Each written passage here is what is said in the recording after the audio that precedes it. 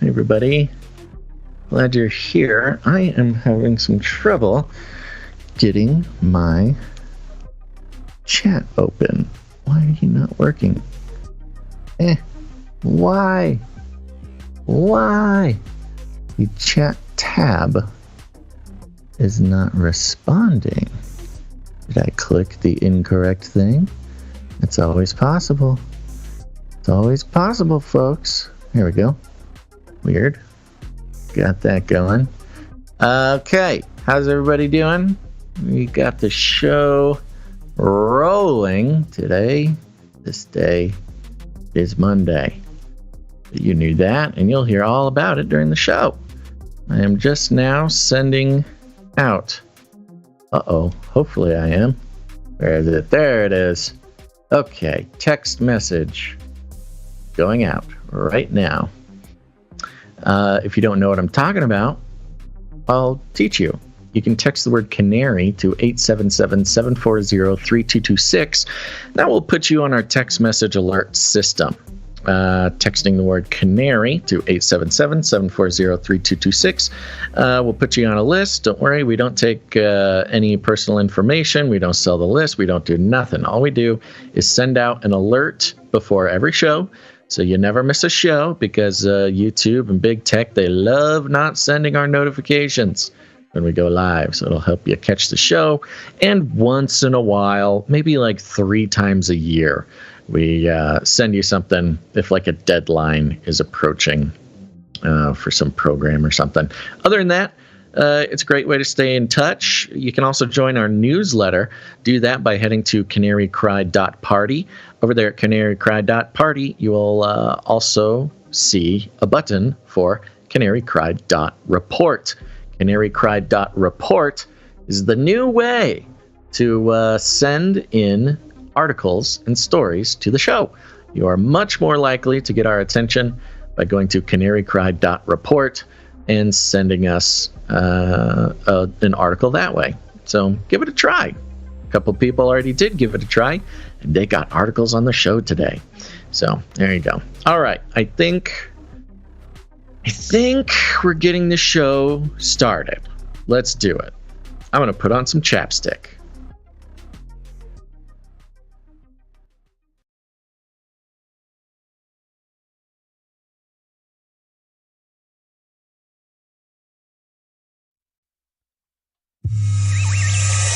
The world is getting crazier. People are acting more and more insane. The end of the world is tomorrow. Tomorrow. There's only one thing to do when the world is falling apart. Listen to Basil and Gonz as they discuss this week's news and events through the lens of Bible prophecy. You are listening to Canary Cry News Talk. You're listening to Canary Cry News Talk. Today is February 20th, 2023. We are live to tape on episode 593. And today, DAVOLOD versus Goliath. Signing on from off the grid, Razzle Dazzle. I'm your best buddy, Basil. And my name is Gonz, formerly of the Face Like the Sun YouTube channel, director of the Age of Deceit films, your favorite Asian provocateur for Christ, a.k.a. the Cabana Boy, live to tape from California, to bring you the best news, which is the gospel message of Jesus Christ, while reporting the egregious with a well-rounded, biblically grounded take on world events. Today's emergent phenomena, Nephilimic. Woo! No explanation necessary. None. The show will explain itself. Mm-hmm. Are you yeah. ready to, you ready to do the show? Sorry, I didn't know what happened after that. I'm ready. I'm ready for the show. I'm excited. I'm stoked. Got the energy. It's a big day. It's a big, important day, Gonz, and we'll get into that in just a second. But before that, let's open up that big old can of disclaimer. It's time for a disclaimer. Now listen up, YouTube. That's right. And just for all the content moderators and censorship managers out there, be they robots or humans, everything you hear on this show comes directly from the mainstream corporate news media. We do not claim to be experts on healthcare, geopolitics, military strategy, corporate law, or the moral and ethical implications of any of these topics, nor do we implicitly or explicitly support or subscribe to any sources or narratives containing misinformation, disinformation, or malinformation, as defined by the Department of Homeland Security. We're good boys. All right, YouTube, we're good boys. Good boys. That's Susan right. is not There's there no anymore. Susan. Well, she is there. She's facilitating the transition. Okay. But we're going to need to learn the new guy's name so we can talk to him specifically. Yeah, I already forgot it. It's not good. Me too. Let me give you a rundown. We'll jump right into it. Oh, look, here's Basil. Let me bring you up to speed. Big day, big exciting day. We're going to be starting out with our lead story about you know who. It is the one, the only, the most, the bad boy of corporate media. Chris Shillzilla. It is his birthday. In honor of Chris Cillizza's birthday, we'll be catching up with him, what he's been up to since getting the boot from CNN, and maybe providing him a gift, a birthday gift of our own advice as he wanders the desert on a YouTube channel with no name, trying to make his way in the online media space. But then we checking in with Flippy and a new phenomenon that I found quite exciting, which is the Robot Employment Agency. We'll be talking about that. Then we'll checking in with Ukraine and Russia. Of course, Biden making a visit to Kyiv, in the middle of a war zone. At any moment, bombs could have dropped and ended the whole thing. We'll tell you whether that happened or not. Then we've got an interesting breakdown and what I think as a very high value opportunity for some media literacy, an exercise for all of us in, just understanding what's going on in the media. And we'll be doing it in regards to FBI, neo-Nazis, Marines, January 6th, more FBI and more Marines. It's going to be incredible.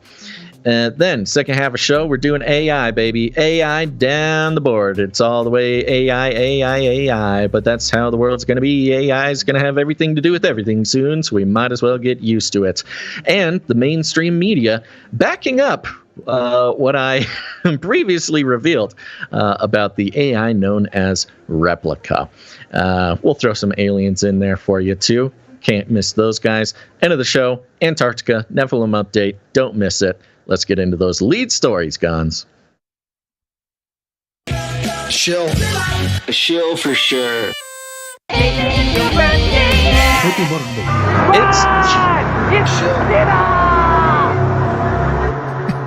It's true. Blow up the balloons, everybody. Blow them up with helium, set them free, and then blow them up with Sidewinder missiles, because that's what we do, because this is America, and it is Chris Shillzilla's birthday. Yay. Yes. I'm waiting for the balloons here. Where are the balloons, Twitter? That's right. There they are. There it are the is balloons. His birthday, because when you visit his Twitter page, balloons float up from the bottom of the page to the top of the page. It's very exciting. I did not know that was a feature of Twitter. Is that an Elon edition, or is that always happening? I had that on my birthday a couple weeks ago. I went to my Twitter account and balloons popped up, and I thought, wow, so how fun. Appropriate. The weaponization continues. Indeed. Yeah. So fun. Yes, balloons, the most important thing in the world. Yeah. So for those who might be new to our program here, Chris Cillizza, we've been following him for many years. We have a very complicated relationship. He was sort of editor at large was what was on the name card, but he was sort of the out of the office, online correspondent, usually for politics, but he also tried his best to cover some sports. I don't know. Maybe he did a great job. I'm not a sports guy. I don't know. But he was one of the most recent casualties over at CNN with the new ownership, the new change of philosophy. They're trying to move away from punditry and opinion-based journalism. They didn't like his bong thoughts, his whole podcast experiment over there. Welcome to Bong Thoughts with Chris Shillzilla. Lots of meatballs, delicious. Chris, we're going to offer you a lot of birthday presents today, and one of them is this idea for your new podcast. Yes, Downside Up, by the way, is a CNN-owned property. The podcast that Chris Cillizza hosted for about 3 months. So he couldn't take it with him, huh? No, I don't think so. I was playing CNN clips just now, not Chris Cillizza clips. I apologize, Chris. Well, as we'll see as we look more into what Chris is currently doing, those lines between CNN and Chris Cillizza are still a little fuzzy. Okay. And I think he's leveraging that quite well. But yes, his podcast, Downside Up, go listen to it. Take as much of it as you can, folks.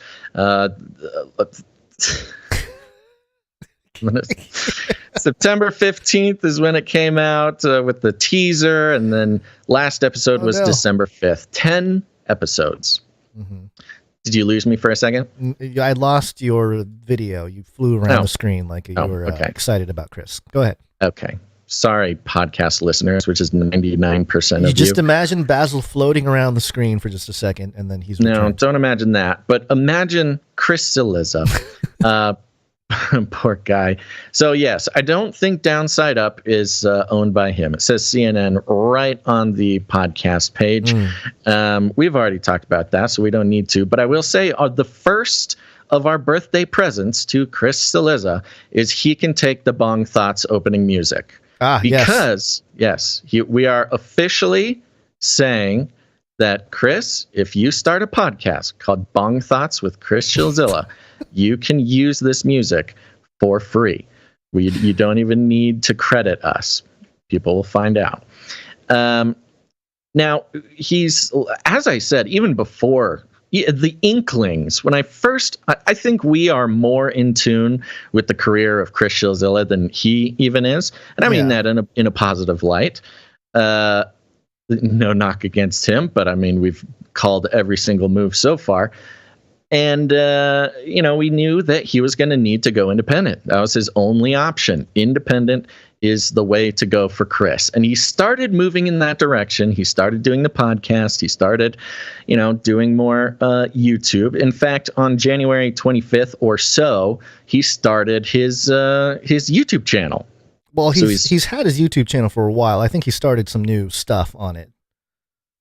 Is what I understand. Because according to his tweet, on January 25th, 2023, he says, "I am launching my YouTube channel today. Yes. You can watch the trailer here, my first episode here. Yeah, first episode. You can also subscribe here." Yeah. So, of course, he's been on YouTube for a long time, working for CNN. But I think this is his personally owned channel, which is good. He needed to do this. He should have started it long time ago, but who knows? I don't know what was in his contract. Sure. He's currently sitting a month, we're about a month in here, currently sitting at 705 subscribers. Okay. Well, here's what I want to know. How did he get that check mark? His verified check mark? Is that just a perk of being part Chris of the Cillizza. He's CNN. Why would I even doubt? He's the darling of CNN online content. Of course he gets a check mark. 705 subscribers. That's okay. That's fine. It's a fine start, Chris. I'm looking at his videos, and it goes from, the So What, which started 3 weeks ago. Then he has an introduction to So What. Then before that, it was 13 years ago when he published a video. and he's got a bunch of stuff between 13 and 15 years ago. A young, interesting. spry-looking Chris. So maybe it was videos. like a relaunch. I think he just went back to his original channel. So yeah, there's right. tons of videos of him from way back when. Good point. Yeah, it looks like he had a personal, maybe it was his personal channel 13 years ago. He was making, maybe those are the videos that got him to the job at CNN. Not CNN. Oh, it was early. I think it was Washington Post or something. I don't know. I don't want to get it wrong on his birthday. Let me pull up. Well, maybe Chris he can correct Cillizza. us. Correct us, Chris, if we got it wrong. I would love for Chris to start correcting me on all sorts of things, Christopher. I've reached out many times. Now, things I don't think are happening as quickly for Chris as any of us would hope, since his CNN departure. He still has over 600,000 Twitter followers. What is up with that? It's crazy, especially considering his tweets get on the regular less engagement than mine do. And I have 1,400 followers on Twitter. I'm a baby. I'm a Twitter baby. So what is the deal? Are these bots? What's up with the low engagement? You need to blame right-wing extremist Elon Musk for turning off the bots on Twitter when he took over, and Chris's jig is up on Twitter. Apparently 600,200 and... You think they're bots, or do you think he's getting shadow banned or something? He has his blue check mark, so he should be getting lots of attention. Yeah, well, maybe he's flagged for other reasons. I don't know. I'm not sure. Or maybe, who knows? Lots of options. I don't know why. The numbers don't make sense, Chris. Another thing I would love for you to explain. Now, his YouTube page, what is it called? Chris Cillizza. It's very simple. Chris Cillizza. He's got his new show called So What? That is also the name of his new Substack, right? Is it Substack? Yeah. Is it called So What? We should get it right, because... Well, I'd let him tell me. So what? Yeah, a deeply depressing chart of the future of media. So right. chriscillizza.substack.com. So I don't know if it's properly... Well, yeah, maybe it's titled So What at the top. So yeah, I think that's sort of the branding he's got on it. So what? Okay. So, by the way, another gift, Chris. So Chris is sort of trying his best to leverage the Twitter algorithms in all sorts of ways. One of the ways he's doing this, and I want to look into it to see if this is real or not, he is making threads. A lot of his tweets are threads, where you put a series of tweets together. And you usually do this when you have much more to write about than you can fit in 240 characters, right? You'll do 1, 240 characters, 2, 240 characters, 3, 240 characters. But these tweets he's doing have like 8 words in them. He has a whole thread on Twitter that's like 6. It's separated out into 4 or 5 different tweets, and they're all like 8 words. He can put them in one tweet. I don't know why he's doing this thread thing. I think maybe he's onto something with the algos that we don't know about. Well, because otherwise it makes no sense. It could be an old algorithmic trick that maybe is not working as much anymore, because out of this first out of the series I'm looking at here with his birthday tweet, he's got 12,000 views, 34 likes on his birthday request tweet, which, come on, folks, give him a little more love on his birthday. But then his series of tweets, it shows that the first tweet, or the second one in the thread here, 1,800 views, third one, 5,900 views, and then his link has 6,335 views, but they all only have 7, 6, 8 hearts or whatever. So maybe he's trying to, so maybe the views go into the algo or something somehow. Yeah. Anyways, exactly sure. I think he is onto something. I'm sure he's doing this for a reason, because it doesn't make any sense otherwise. I'm going to give him the benefit of the doubt. He has a reason. But here it is, folks. His tweet this morning at 8:22 a.m. Thread 1 out of 4.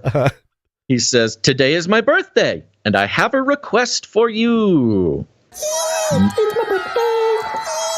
It's my birthday. Happy birthday to me. Next tweet in the thread. Take 1 minute and sign up for my new at Substack Inc. newsletter. It's mostly free, he said. his parentheticals is off. He's got two closing parentheticals, but only one opening. You're right. He's missing an opening parenthetical. That's okay. He doesn't have the CNN, resources anymore to get his parentheticals right.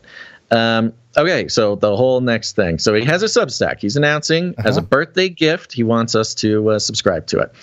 Third tweet, I write about politics, culture, and my life. Usually 2 posts a day. Wow, busy That's man. pretty good. Yeah. 2 posts a day, usually. Yeah. A lot of, he is putting a lot of sort of usually, mostly type of stuff. That's okay. You know, he's independent now. He's not beholden to corporate. Don't you love that freedom, Chris? Yeah, I hope he does. I hope he sticks with it. And then fourth tweet says, it's fun and, parenthetical, I hope, informative. You can sign up for free here. Chris, you got to exude more confidence, you my gotta brother. have some more confidence, you gotta buddy. have more confidence about being informative. Too much. I hope it's at least the fun part. Hey, you can have fun, but I don't know. What is the phrase for that sort of rhetoric? It's not a disclaimer. It's not a. He's sort of hedging his bets a little bit. Yeah, I don't know. It's not exuding very much confidence. No. So Chris, come on, buddy. You're in the Wild West now. You got to exude confidence. You got to survive. To survive out here in the independent media space, you got to be confident. No more of these parentheticals, buddy. Okay. And then he has a link here to So What, his Chris Cillizza Substack. I don't have a Substack. Yeah, how do you sign up for this? I sort of stuff? did, and then I got all blocked out of it, so I don't know what the thing is. They told me that I violated something. I haven't even posted anything on Substack, so. And then I like your solution. You're saying separately. Me personally, I tried to Substack. start my but it's hilarious because I like what you told me. You said just start a new Substack. I thought you should just start a new Substack. In principle, it's making me upset. So okay, so here's the thing. I just plugged in my email. I was gonna subscribe to his Substack because here's what I'll do for Chris. I am personal not friend. Him. Yeah, I'm not following him on Twitter. So happy birthday, Chris! I'm going to do it live on air. Here it is. Boom. Oh, good. Following Chris. Both do it. Just in case anybody's wondering, $5 a month gets you subscriber-only posts and full archive, and posts and comments, and join the community. For $50 a year, you can get subscriber-only posts, full archive, post comments, and join the community. And it's 17% cheaper. Founding member. Ooh. This is how we take over the Founding Shillzilla estate. We slowly creep in. We sponsor. We make demands. Yeah, we'll be the advertisers. We can be his corporate sponsor. Yeah. Okay. To be a founding member of Chris Cillizza's Substack, we get the subscriber-only posts and full archive, and post comments and join the community. That doesn't seem like there's any benefit to be a founding member. You gotta put some sort of benefit there. I don't know why I would do this. $240 a year. Be a founding member. Well, there's also the free option. I'm going with that. Continue without paying. Here we go. Recommended by So What? Okay, I don't want this. I don't want the recommendations. I'm here for you, Chris. I'm not here for anybody else. Oh, there's a subscriber chat. Okay, I'm in. I'm now subscribed to Chris Cillizza's Substack. I consider this.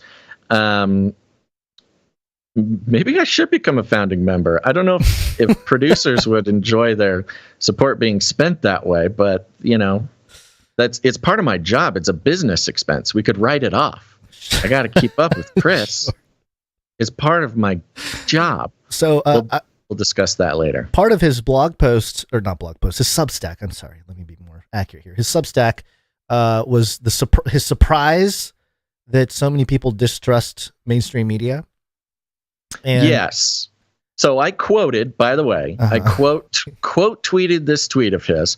On this tweet, he last checked, let's see, he has 5 likes out of his 622,000 followers. You must be his only quote tweet. There's one quote tweet. That must be I am the only quote tweet. That's right. I am almost always his only quote tweet. I am the most prolific Chris Shillzilla participant that's on Twitter right now. And he said, he wrote an article. I didn't read it, but I looked at the chart. A deeply depressing chart. I actually read it, Chris. Okay. Well, good. I sat there and read it for you. Okay. Okay, you tell me about it. This is a deeply depressing chart on the future of media. And I quote tweeted him. I hope he took it in the right way. I did mention that you can take the man out of corporate media and you can't take the corporate media out of the man. But this might be the article. It's kind of feels like he's trying to get back into corporate media with this. But you read it. Tell me what was the deal. Okay, so it's titled "A Deeply Depressing Chart on the Future of Media." Subtitle: Oomph. And it he talks about how he was wearing an America Needs Journalists shirt and how he was getting all kinds of different looks from people. And then he cites this Knight Foundation and Gallup poll, and he talks about the triple whammy of bad, which is that the media has the resources to cover the stories fairly and accurately, but they not only don't do that, but they actively, quote, intend to mislead, misinform, and persuade the public. That's what this people that took this poll believe. And then news organizations do not care. Triple whammy of bad? Yes, this is triple whammy of bad. So he is not embracing his independence right now. Look, I have been following this individual, this media professional for years now. Triple whammy of bad is the most Chris Cillizza thing that has ever been typed out on an American computer. I just want to put that out there. I want Chris to feel seen. Yeah, well, the sports ball, well, I mean, it's not exact sports ball, but you got your 3 strikes and out kind of mentality there, Sure. But anyway, so he goes through all this stuff and all the propaganda, Tucker Carlson spreading fake news and all this kind of stuff. And then at the very end, he says, unfortunately, we are already further down that road, which is distrust of mainstream media. And it's currently in the political interest of the Republican Party to push the idea that the media can't be trusted. What's the solution? In short term... Wait, he's saying the not trusting the media is a Republican Party gambit? Yes. Chris! You can't do this, man. You know better, Chris. Right. Well, he says the media is the media deserves some blame. And he says we do. Actually, this is an interesting paragraph. That's not that's not to say the media doesn't bear some blame. We do. He considers himself media. He considers himself still a member of the mainstream corporate legacy media. He says not everyone is in journalism for the right reasons. There are bad apples, and even good reporters make mistakes, miscalculations, or just miss something they shouldn't miss. But the facts don't change this one. A society with the free and independent media is a much stronger society. The erosion of trust in the press, wherever its origins, poses an existential threat to democracy. And we're much further along because the Republicans keep pushing this idea that media can't be trusted. What's the solution in short term? I have no idea. Thanks, Chris. In the long term, it's a commitment to transparency in journalism. Okay. Yeah. Showing our work so that people know they can have faith in it. Maybe. Period. End of article. Yep. That's a Chris Cillizza, Chris Cillizza. Definitely the uncertainty, article. Passive aggressive, the maybe it's helpful or informative. I don't know. He's identifying. He's still identifying. Chris, he does. I'm here for you, Chris. You got to go independent, buddy. You cannot, they're not going to let you back in. Well, he might be. I want them to let Chris back in. I hope he can get back in because he is like he's my lifeline to a lot of these.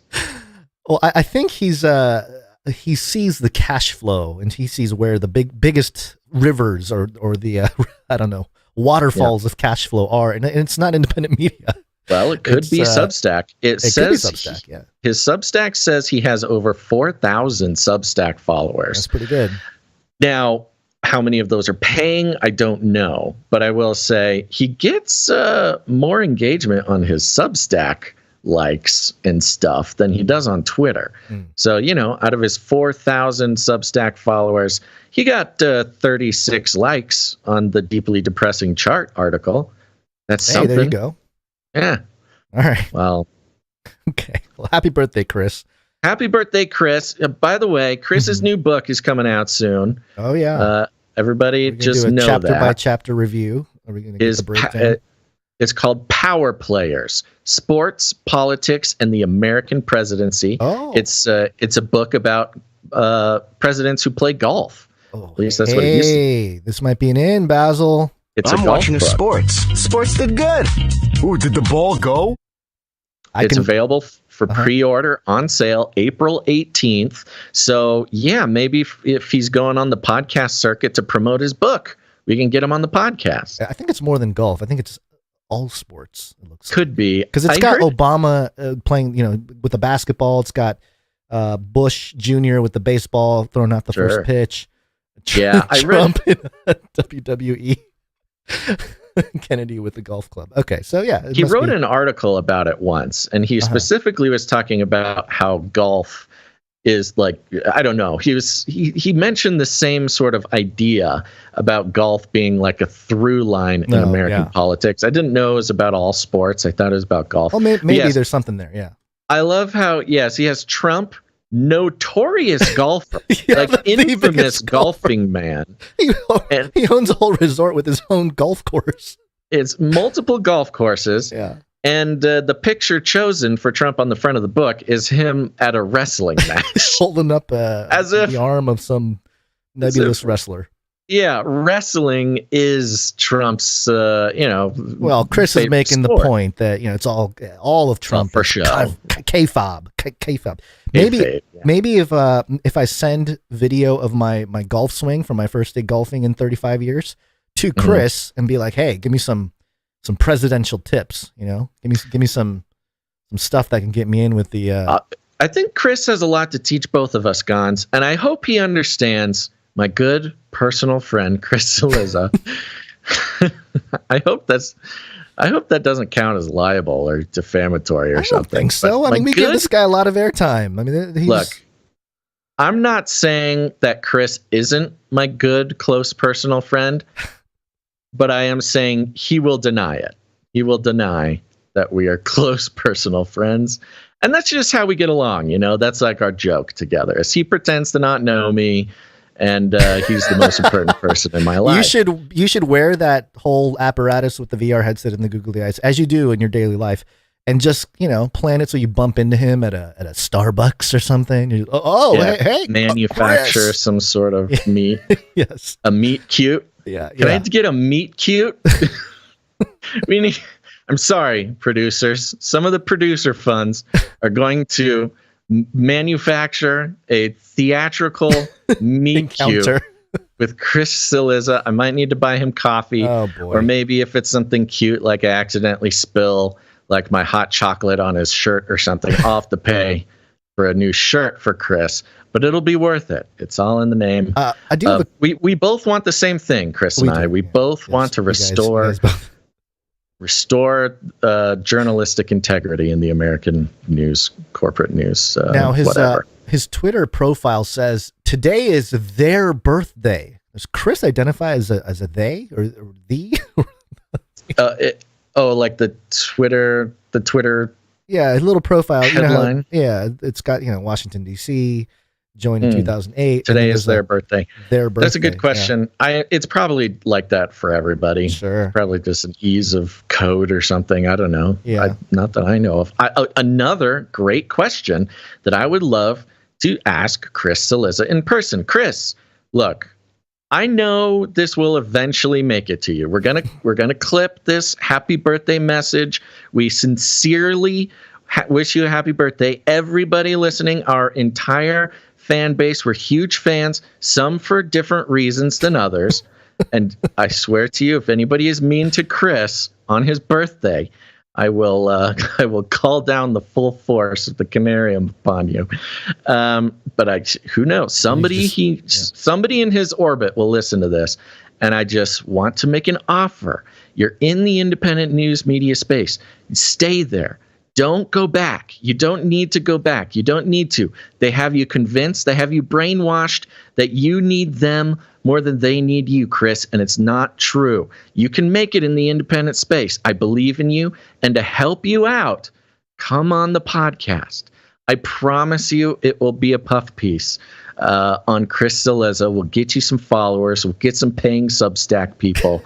I guarantee it. Just answer my emails. And if you meet a man at the Starbucks wearing a VR headset and googly eyes, it's a meet cute, and just go along with it. Don't be like Lot's wife, Chris. You'll turn into a pillar of salt. That's right. That's a really good point, Gonz. Don't look back. It is the Lord's wrath will turn you to salt or something. Something, yeah. There you go. All right. Happy birthday to the one, the only Chris Shillzilla. Everybody go wish him a happy birthday. And keep a lookout for his book on April 18th about golf or whatever. Golf or whatever. Yeah. And with that, Gonz, it is Monday. It is Monday. Birthday Monday. Gary, what day is it? Monday? Sounds like somebody's got a case of the Mondays. Gary, what day is it? Monday. That's right. It's Monday. We're starting it again. We're doing the whole thing again, folks. We're doing it together. We're happy you're starting your week out with us. Any exciting news over the weekends, Gonz? I have to say the most exciting moment of the weekend was when you sent me a text and you said, "Seen dis?" We talk awesome in chat. But anyway, it was a screenshot of the Serapium.com, and the headline was, "Tomb of Nephilim Giant Gilgamesh found, and Hillary asks for access to his resurrection rejuvenation technology and leaked emails." Yes. And I thought, whoa, that's some craziness. Hillary Clinton allegedly, through FOIA requests, people have found out that in 2018, Hillary Clinton requested all files on the burial site of Gilgamesh and the location of the Nephilim, and it is actually there. You go look up the FOIA request. You can see in her emails she had requested the burial site of Gilgamesh and the location of the Nephilim. Now I went and verified it and all that kind of stuff, and it's there. It's the mention of Nephilim and Gilgamesh chamber, and it's all there in those emails. And I messaged one of my good friends about it. I was like, "Hey, have you seen this? This is craziness." And he wrote back, "Hey, dude, we talked about this like 3 years ago." And I was like, "Who's we? Really? You and him, me or and you him? and yeah, me? No, me and him, me and my friend." And I thought, and I was like, I kind of remember the talk about the Gilgamesh resurrection chamber, but I feel like I would have. My brain would have gone off more if I knew there was a mention of a buried Nephilim within those emails. Maybe it was that part of you're saying you talked about Hillary Clinton specifically. I think so, because this apparently came out. But when? Did you just say 10 years ago? No, when did not you 10, say? not 10. It was like a couple years ago, maybe like 2020 or something. Yeah. Okay. Yeah. Well, that sounds good. Yeah. Apparently people have known this. I don't know. I didn't know this. Yeah. So anyway, verified it, but I completely forgot that we had talked about it. So, hey, getting old, that's life. So thank you for reminding me how old I am getting and how my mind is deteriorating. People who meet us in person too, they know this. And the problem is we talk about so many things, and we've been doing it for so long, and we now are doing just an obscene amount of content every week that so many things don't stick in our brains. I've had people come up and be like, "Oh, I can't believe that one thing about that one fact in a Canary Cry radio episode from 2014. And I'm like, I'm glad to hear that too, because I totally forgot about that. Yeah. And I've had people be like think I'm a faker or something. Like, you're not the real Basil. You don't remember the very specific sentence that somebody said 10 years ago on a podcast? I'm like, no, I'm so sorry. I wish I did. So anyways, we may have talked about it. I don't know. I don't know that we I mean, I don't know. I feel like it would have been, maybe one of our listeners can pull up a Nephilim update and we actually did it, you know? Yeah, because we've been doing Nephilim updates for many more years than this show. Yeah. So anyway, so who knows? Maybe we talked about Hillary Clinton requesting the burial location of I have to say, though, you know, being in this sort of realm of the whatever you want to call it, fringe, alt, whatever. It's not really alt anymore. We're on the bleeding edges, I suppose. But it's kind of, I do have to remind myself that there's a lot of new people discovering some of this stuff and just the whole genre of information for the first time. And sometimes it's just like they freak out about something, and my response is, oh yeah, yes. Yeah. And I feel bad about it afterwards. Like, I shouldn't respond that way. No, that's a new jerky to them, move. you know? Yeah. Well, I mean, like even this. Yes. Maybe this is the first time somebody is hearing that Hillary Clinton was requesting the burial site of Gilgamesh and the location of the Nephilim, released in a FOIA request from 2018. Sure. Who knows? I don't know. It was news to me, so I'm sure it was news to somebody else. Yeah, that was exciting. Did I have... I buried my first bunny this weekend. That's sad. Yeah. One of the little guys didn't make it. Cause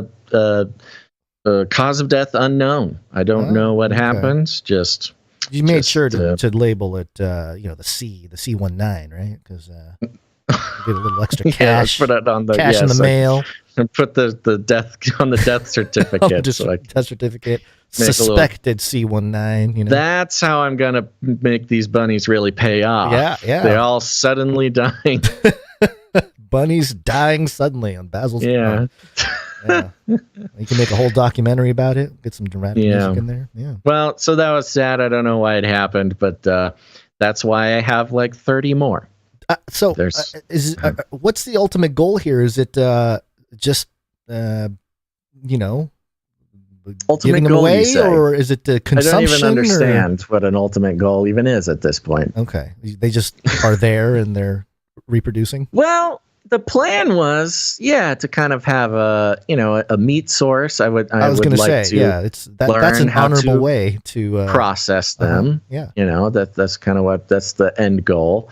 I have yet to do that. Honestly, that's just the thing. I need to get on it. Yeah, get on it. But also, whoever needs a bunny, if they need a pet bunny, I don't care what they do with the bunny as long as they get it out of here. I have a video from a buddy that I will send you after this show today.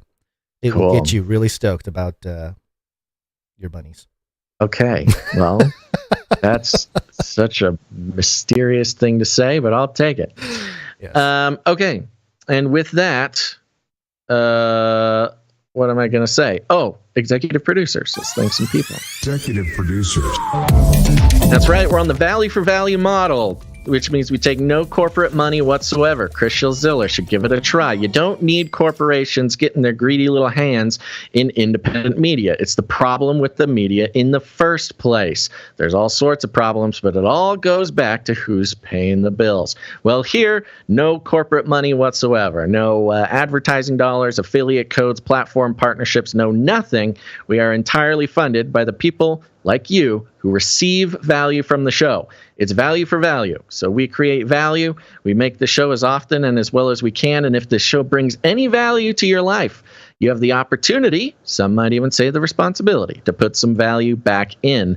Because when people stop putting value back in, then the show stops. That's just sort of the law of the universe. This is how it's going to work.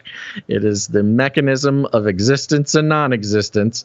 If it weren't for people putting value into this show, we would be unable to continue it in the way that we are. And you can do that all sorts of ways. It's not just money. You can do it with your time, your talent, or your treasure. But the executive producers are those who come in, they're honest and generous with the value that this show brings to their life, and they put that value back in. And that's why we thank them at the top of the show. Are you ready? Ready. Okay. Today, at this moment, we have one executive producer for the day. Okay. And that executive producer's name is executive producer Trevor G. Trevor G. Thank you. Yes, thank you very much. Trevor G. We appreciate it. Came in with a nice round number, which means we will not disclose it on the air. Little tip for everybody. If you would prefer we keep your amount confidential, just make it a nice, simple, round number. If you don't mind us sharing the amount, make it a funky number, a fun number. Some people send messages. Some people do Bible verses. Some people just add 33 cents or something like that. That's a great way to do it. So yes, thank you very much. Executive producer, Trevor G. Where'd you find this? All right, thank you very much. And that is it for now. But Gonz, alert, we have some very important people we need to talk about. That's right, it's the Canary Cry T-Shirt Council, the shadowy organization of unknown elites around the world who are part of a secret society of people who will be receiving the only T-shirts to ever be created for Canary Cry News Talk. That's right, we don't sell things. We're not in the retail business. We don't do merch. We don't do nothing. But for those who join the Canary Cry T-Shirt Council, we will start sending them free T-shirts every quarter. And to join the council, of course, just produce the show for $19.84 per month. You can go to canarycrytshirtcouncil.com to do so. It's becoming a very popular council. And I highly recommend it. It's the most illustrious secret society you could possibly join. And they are devoted to truth, godliness, and comfortable, fashionable streetwear in the form of T-shirts. Of course, it's called a council because they will have decision-making power in which shirts get made and which don't. And we thank them very much for their service. canarycrytshirtcouncil.com. And we've got a few people, of course, Gonz, as we know, the people who are on the council are the most important people in the world. And we're going to thank them right now. Are you ready? Ready. Most important person in the world, Mr. Paul G. Paul G. Thank you very much. Paul Gilbert, the 80s guitar player? Sure, probably. Awesome. Next up, the next most important person in the world coming down, we got Ashley B. Ashley B, thank you. Thank you very much. Another most important person on the entire planet, or the pancake, we have Yvonne V. Yvonne V, thank you very much. Another most important person to have ever walked the face of the earth is Ivy E. Ivy E. Cool, thank you. And coming in right at the last second here, but doesn't make him any less important, the most important person in the world, Derek H. Derek H, thank you very much. And that is it for now. Thank you so much for those who are joining the Canary Cry T-Shirt Council. It means a lot to us. And it's these programs, of course, the Supply Drop being the first one, the T-Shirt Council being now another one. These are the only reason that we were able to survive last year. And seeing as how things aren't getting any better in this world, the T-Shirt Council people are the most important people in the world because they are helping us survive as the world continues to get shakier and shakier. This show could not survive without all of our producers, be they talent, time, or treasure. And you can learn more about all that by going to canarycryradio.com/support. canarycryradio.com/support. That's right. And I think with that, we should jump right into the Flippy update. We will. Can you give me just 1 second? There is breaking information news. It's not really. It's well. News. Is this something we want to break, or do we want to do something? I don't know, man. Well, I think I know what you're talking about, and you've said so much already, so we might as well do it. I was thinking that we could do something a little bit more. Okay, but maybe we can I'm okay do with both. that. I'm actually okay with that. So yes. All okay. Right. Let's just go on with the show, and then we'll. Yeah, the timing on that is not necessarily best to treat it with the proper treatment, but we can do it by the end of the show. Okay, Flippy update. Flippy update. Do you want fries with that? That's right, folks. It's time for the Flippy update. Flippy is our colloquial name for the disembodied robot arms that are taking our jobs, enslaving our children, and flirting with our spouses. We use talking about Flippy as a way to explore all the new, fun, and exciting ways that robots are taking over the world and how there's nothing we can do about it. Today's Flippy update is coming from the Sunday Times. The headline is "The Robot That Could Replace America's Missing Factory Workers." Now, as we know, robots, they're coming for our jobs, they're coming for our hearts, they're coming for everything that has made us human. And personhood of robot has been a particular focus of ours through the Flippy update, because it's not just about taking our jobs. It's about being counted among the living, no longer an object, no longer a tool, but something with rights, with legal protections, with perhaps the ability to control their own destiny. Let's see what the Sunday Times has to say about it. The robot that could replace America's missing factory workers. Joe Biden allowed himself a victory lap. Wow. End of sentence. Just period. That's the top of the story. That's the opening sentence. Okay. Joe Biden allowed himself a victory lap. In his State of the Union speech this month, the president heralded the manufacturing boom that his policies had unleashed. Companies, apparently, were rushing to build factories and bring home plants shipped overseas in previous decades. But his triumphalism masked a far more sobering reality. Not many people want to work in manufacturing. Yeah, I mean, that's been sort of the talking point, at least for many years now. You know, that was the idea when Bill Clinton moved all that stuff overseas was, oh, Americans don't need to get their hands dirty. Plus, they're too expensive. But sobering reality for Joe Biden. Not many people want to work in manufacturing. As of December, 760,000 factory jobs sat unfilled, according to official figures.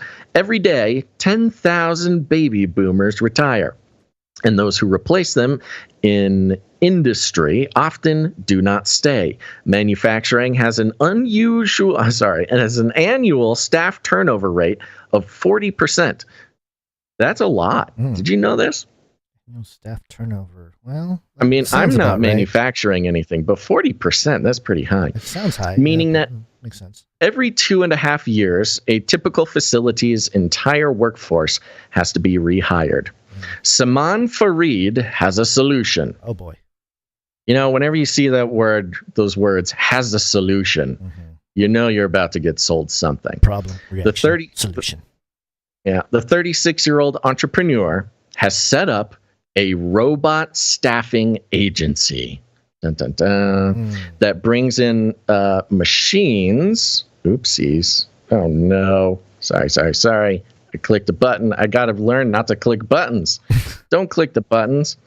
That brings in machines to do the jobs firms are struggling to fill. He reckons a single robot arm installed by his San Francisco startup, Formic, can do the job of up to 8 people. It's interesting change in messaging here, of course. Over the years, we've gotten used to, no. The robots aren't going to replace you. They're here to help you. They're cobots. They're here to cooperate and make your job easier. Well, the guy who has the robot staffing agency reckons a single robot can replace 8 people. Talk about cooperation. Scare stories of machines replacing humans have done the rounds for decades, but in manufacturing, Fareed argues the need is pressing. The industry is running far below capacity due to the acute labor shortage. Jay Timmons, head of the National Association of Manufacturers, a trade group that represents more than 14,000 factory owners, said the biggest problem for 99.9%, they put in quotation marks because it's an entirely made-up number, of his members is finding people. So, robot staffing agency, Gonzo. It's not just, robo sales.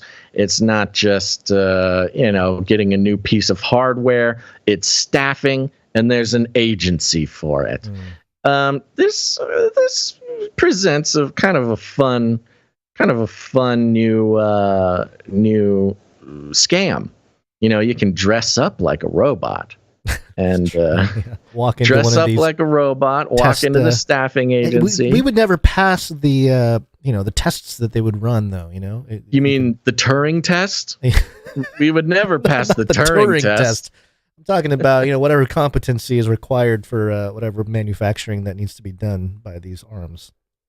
The typical factory we go to, this is a quote, is 50 to 70% underutilized, and it's all because there's just not enough labor, Fareed said. Quote, for American industry to be competitive, the only answer is way, way, way more robots. Fareed, no. Fareed. And not like one here or there. No. Not like one here, one there. Yeah, not scarce. We need floods. Stop it. And not like one here, one there. But how do we get hundreds of thousands of robots into factories? For most companies, though, automation is hard. It's hard. It entails a granular breakdown of every function inside a plant, deciding which of those jobs can be done by a machine, and then spending hundreds of thousands of pounds on a robot that may or may not work as expected. Fareed knows this all too well. Before launching Formic 2 years ago, he ran Comet Labs, a venture capital firm that specialized in robotics startups. So this guy's really he wants to be a gatekeeper. He sees the future. He's doing it. He goes from big money, big capital that funded robotic startups, and then just started his own robotic startup. It's down, yeah. It's almost like he knows something that the rest of us don't, except for you and us. Time and again, companies he backed would struggle to sign up customers because the risks and complexity of automating their processes were too high. The pain point led, Fareed said, to the birth of Formic, which has taken a robot-as-a-service approach.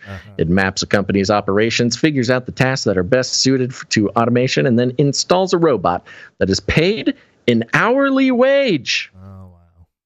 The hourly wage, Gonz! The robots are starting with an hourly wage. If it fails to perform, Formic doesn't get paid, Fareed said. Sounds like a good deal. It sounds a little familiar, sounds a little bit like how human beings get paid. Yeah. Quote, the tech for very productive robots has existed now for 10 years, but adoption is extremely low because there is so much risk and complexity. And so the typical response of the factory owner has just been, I can't do this. The problem is not unique in America. The CBI's Employment Trends Survey last summer found that 3/4 of businesses struggled to fill vacant roles. Perhaps that robot is really coming for your job after all. Wow. Dun, dun, dun. Okay. Well, at least they're coming around. That's the thing. For a few years. That's been the big problem is, it may cost what, $20,000, $30,000, $100,000 to put a Flippy in a restaurant. Well, what's going to happen when the risk is that, there's the risk reward ratio. A company can take the risk, pay $100,000 and get a robot. And a lot of them aren't doing it. Because it's expensive and it's a lot of risk. But take away that risk, and it's simply getting a robot in there to test it out for an hourly wage, then that is capitalistic market forces taking over the robot, the robot employment issue. It was truly just the risk that was holding back the mass adoption of robots. Not everybody has $100,000 to spend on a robot that may or may not work, but you take away that risk, and then you have a lot of 14,000 factory owners worth 760,000 jobs that they can start just trading out. As soon as it's figured out and as soon as the risk is low enough, trading out those robots for people is an easy choice. And even in the words of the Sunday Times, perhaps that robot really is coming for your job after all. This is moving faster than I ever expected. And one thing I think is interesting, Gonz, paying them by hour, having a robot employment agency. He's really treating these robots as if they were people, putting them into a people sort of centric economic model, which is go to the employment agency, get a hourly paying job. That's how humans do it. And as we've seen how not just the personification of robots, making them more human, but treating them more human, the social engineering getting us to think of robots as people or at least entities worth respect, it is one small step away that has now this Fareed fella treating robots like people in an economic sense.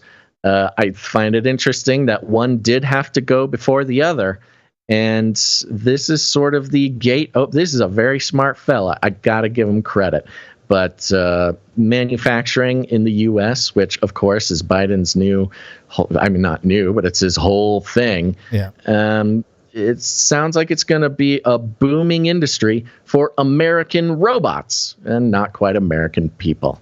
Should we be looking at something like the U.S. Department of Labor and the union sector because at a certain point, doesn't this set up a kind of a robotic union of sorts? We actually, in the Red Book, a year or two ago, we talked about robot unions. So it's, it's not that far. This is opening the doors for that kind of treatment when it comes to... especially with the parallel phenomenon we have of the ubiquity of chatbots and personhood we'll with get to chatbots. There's a lot going down in that front for sure. Yep. So there you go. That's how America is going to be number one again, folks. We'll be number one in manufacturing. Joe releases the robots. Mm-hmm. Oh, and people thought the grand theory wasn't lining up, and here we go. Once again, somehow we've gotten our hands on the joystick of the simulation, Gonz. I don't know how this keeps happening. Yeah, I don't know. I don't like it. Got hairy legs. Got hairy legs. Got hairy legs. Hairy. Got hairy legs. Hairy. Go fight for Ukraine. New world order. CNN politics. Biden makes surprise visit to Ukraine for first time since full-scale war began. Surprise! You think they had balloons? Like he opened up the door to the jet and balloons came out? That would be hilarious. But no, I don't think Joe. Might not be too far from the truth, actually. You'll see in a story here soon. President Joe Biden slipped into Kyiv on Monday for the first time since Russia launched a full-scale invasion of Ukraine almost a year ago, demonstrating in dramatic, personal fashion his commitment to the country and its struggle as the war enters an uncertain new phase. Mm-hmm. Ooh, it does feel like we're turning the page a little bit on the war. There's some different aspects coming into play, but this is sort of the marketing side of all that tax money going there. Yeah, the fact that they felt so, we've heard stories of Kiev being shelled and missile attacks and daily explosions in the city from long-range Russian missiles. Well, apparently Putin got the memo and just didn't shoot any missiles that day. That's sort of what's to be believed. The highly secretive visit, which took place as air raid sirens could be heard ringing out around Kyiv while Biden walked alongside President Volodymyr Zelensky around the gold-domed St. Michael's Cathedral, comes at a critical moment in the 12-month conflict, with Russia preparing for an unexpected spring offensive and Ukraine hoping to soon retake territory. Which means they lost territory. Does it not? Yeah. Well, it's the eastern, the eastern Russia. Biden announced a $500 million in new assistance, saying the package would include more military equipment, such as artillery ammunition, more javelins, and howitzers. And he said new sanctions would be imposed on Moscow later this week. Oh, good, because it's worked so well so far. Let's just keep doing that. Quote, 1 year later, Kyiv stands and Ukraine stands. Democracy stands, Biden said. A lot of repetition with these politicians recently. It's glitching. Yeah, they're all glitching. I'm going to skip down a little bit here. U.S. officials have privately voiced hope that massive influx of weaponry to Ukraine, which includes new vehicles, longer-range missiles, and Patriot air defense systems, can help Ukraine prevail on the battlefield and put Zelensky in a stronger position to negotiate an end of the war, or end to the war. Yeah, give him a lot of weapons, better negotiation. But it remains unclear what parameters Zelensky might be willing to accept in any peace negotiations, and the U.S. has steadfastly refused to define what a settlement may look like beyond stating it will be up to Zelensky to decide. It's all on Z.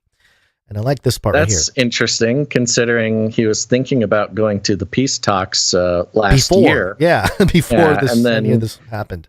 Boris Johnson made a visit and explicitly told him not to do that. Yeah, well, there you go. Or else the funding would stop. Yeah. The high-stakes visit. Biden's visit made for a highly symbolic moment. CNN talking about symbolism. Coming a day ahead of a planned speech by Russian President Vladimir Putin marking the anniversary of the war. Speaking from Kiev, Biden declared Putin's, quote, war of conquest is failing. Putin thought Ukraine was weak and the West was divided, Biden said, standing alongside Zelensky. He thought he could outlast us. I don't think he's thinking that right now. He's just been playing wrong. 1 year later, the evidence is right here in this room where we stand here together. Quote, I thought it was critical that there not be any doubt, none whatsoever, about U.S. support for Ukraine in the war, Biden said. Which is kind of like, hey, the billions of dollars and all the weaponry is not enough. I guess there's doubt, but you showing up in Ukraine doesn't. How many people are seeing that and going, oh, okay, good. Our president's behind Ukraine. Well, yeah, exactly. I mean, that's kind of the thing, is it's all very symbolic. And listen to this. They do. Yep. Biden emphasized there was a broad bipartisan support in Washington for the Ukrainian cause. Quote, for all the disagreement we have in our Congress on some issues, there is significant agreement on support for Ukraine, he said. It's not just about freedom in Ukraine. It's about freedom of democracy at large. Which, okay, first of all, is that true that there's significant agreement for Ukraine? Do we have that many war hawks? Republican I would war? say significant is accurate, but it's certainly not as assumed as it was before. He's contradicting himself. He says it's not about freedom of Ukraine, it's about freedom of democracy at large, but he's said before, this is not about freedom for personal choice. So, a little contradiction. White House officials would not go into detail about the logistics of the president's trip, saying that more details would come once they, quote, got the green light from the security folks. Ooh. So, and then a little bit about the secretive trip. Biden's trip to Kiev was shrouded in secrecy, a reflection of the steep security concerns. Air Force One departed Joint Base Andrews under cover of darkness at 4:15 a.m. Eastern on Sunday, and reporters aboard the plane were not allowed to carry their devices with them. Biden's public schedule didn't reflect the trip. The White House officials repeatedly said last week that a visit to Ukraine was not in the works. And this is the one last point from this article. Biden only decided on Friday to go ahead with the visit after huddling with top members of his national security team in the Oval Office and smelling their lovely coats.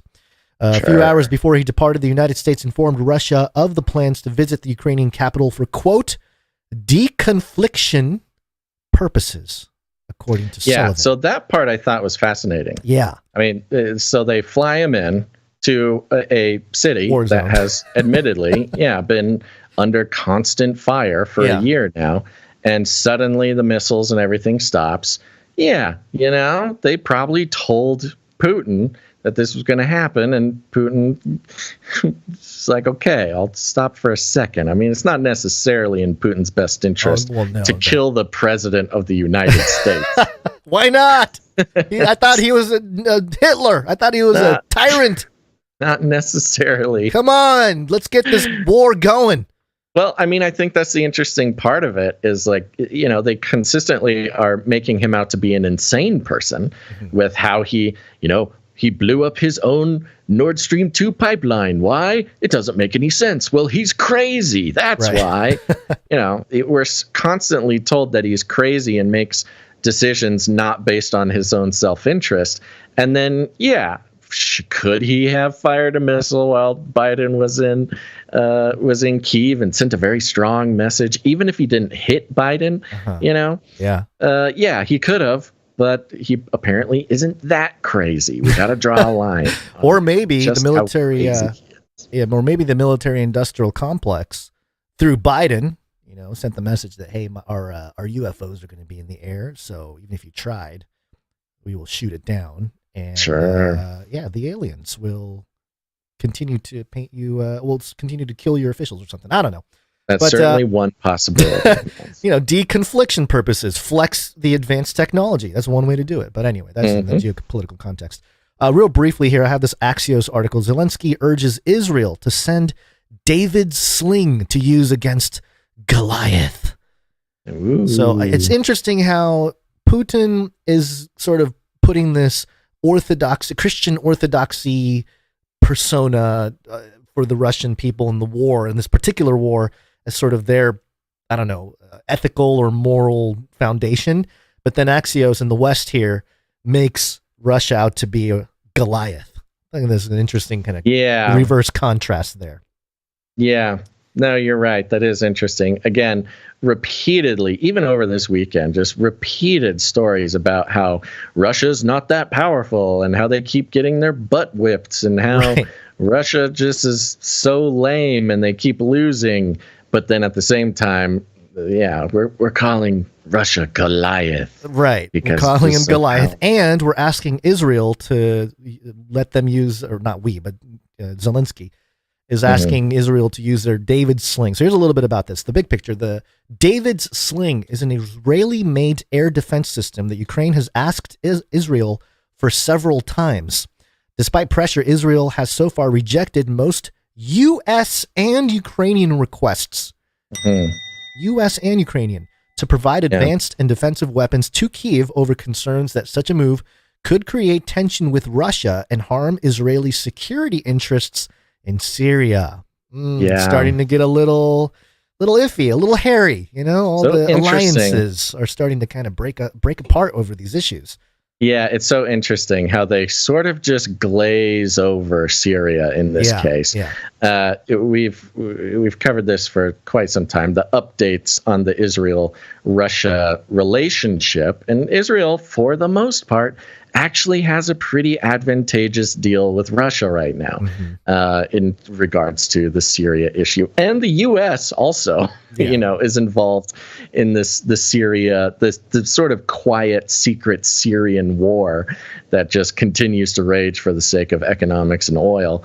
But they don't want to, they got a good thing going there. They don't want to make anybody squirrely. So here's what's interesting too. Just before Biden showed up, Zelensky met with Israeli Foreign Minister Eli Cohen in Kyiv on Thursday.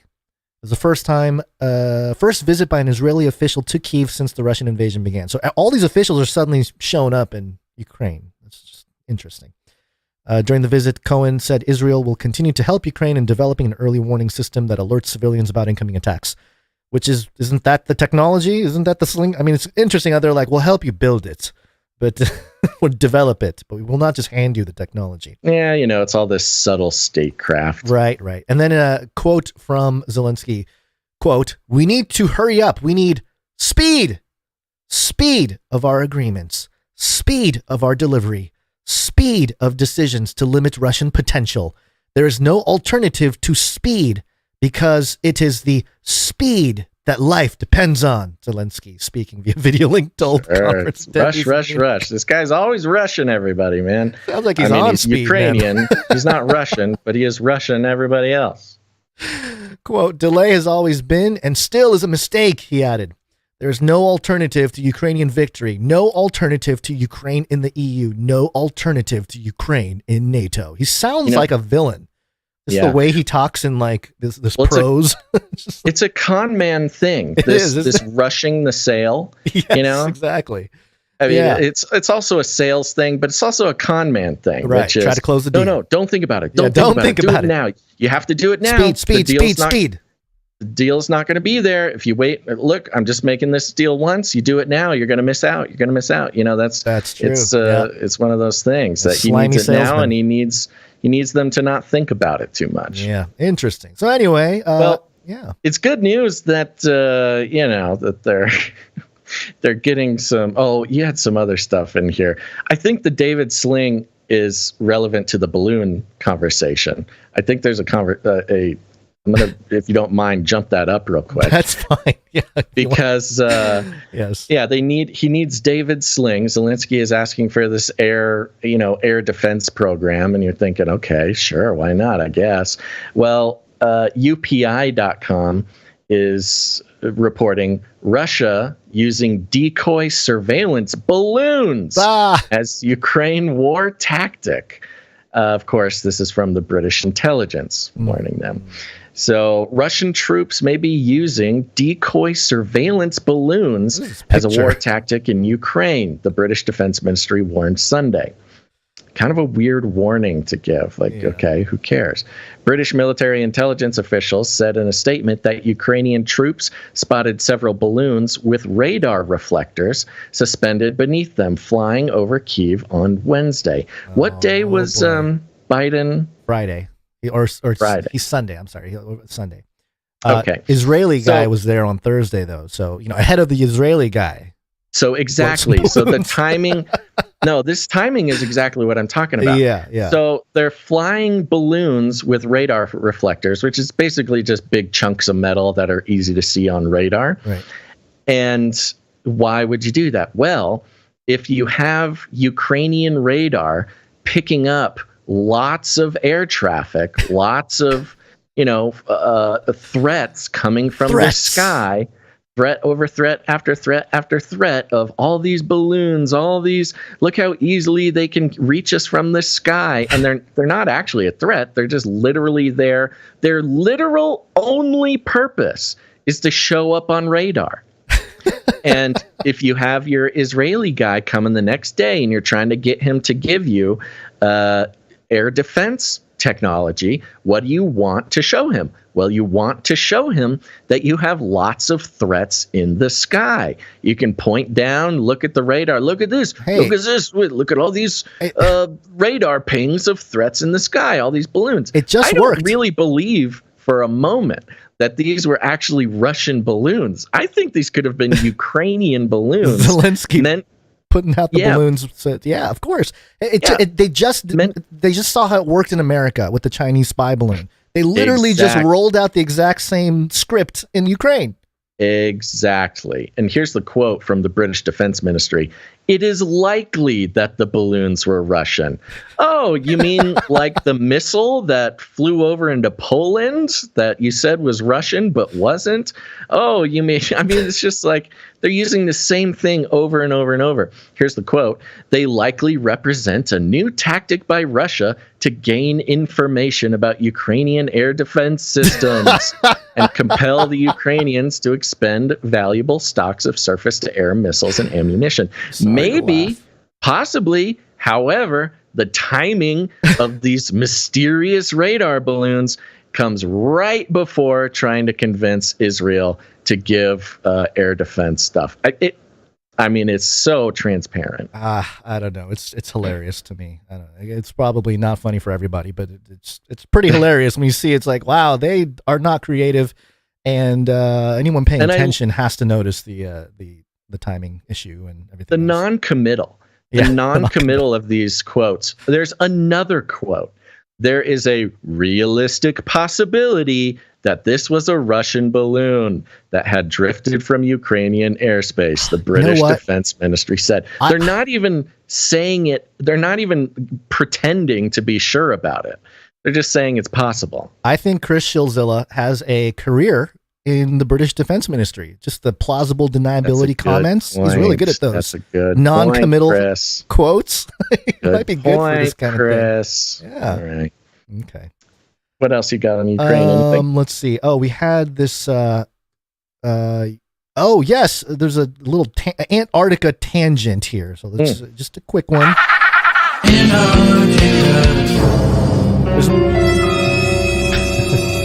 There's more Antarctica to come at the end of the show, but for this article here, this is from the Associated Press. Actually, I think it was mirrored, or did I get the Wall Street Journal? Okay. Ukraine's troops came from Antarctica and Ballet, and it still needs more fighters. Yeah. Yeah. And we talked about the Ukrainians in Antarctica, of course, as we continue to use Antarctica as our touch point for sort of elite testing and messaging and plan broadcasting. We had heard about the hero Ukrainians in Antarctica. Well, they're on the list of scientists. Antarctic scientists are making their way back from Antarctica to fight in the war among ballet dancers. And, yes. Yeah, this is the guy who voiced Captain America in the Marvel versions in Ukrainian. Yeah. Very important fella, that guy. That guy, the voice of a generation in Ukraine there. Andrei Zotov, the polar scientist, traveled 11,000 miles from his Antarctic base by yacht, plane, and car, full trifecta, to enlist, later becoming a captain, despite being 49 years old and having a military exemption. At least 6 people from Ukraine's National Antarctic Scientific Center are working with the military, creating what members jokingly call the Penguin Battalion. Quote, we went to the front lines not because we wanted to fight. We went because we had no choice, Mr. Zotov said from hospital after being shot outside of Bakhmut. I wonder if he means that literally.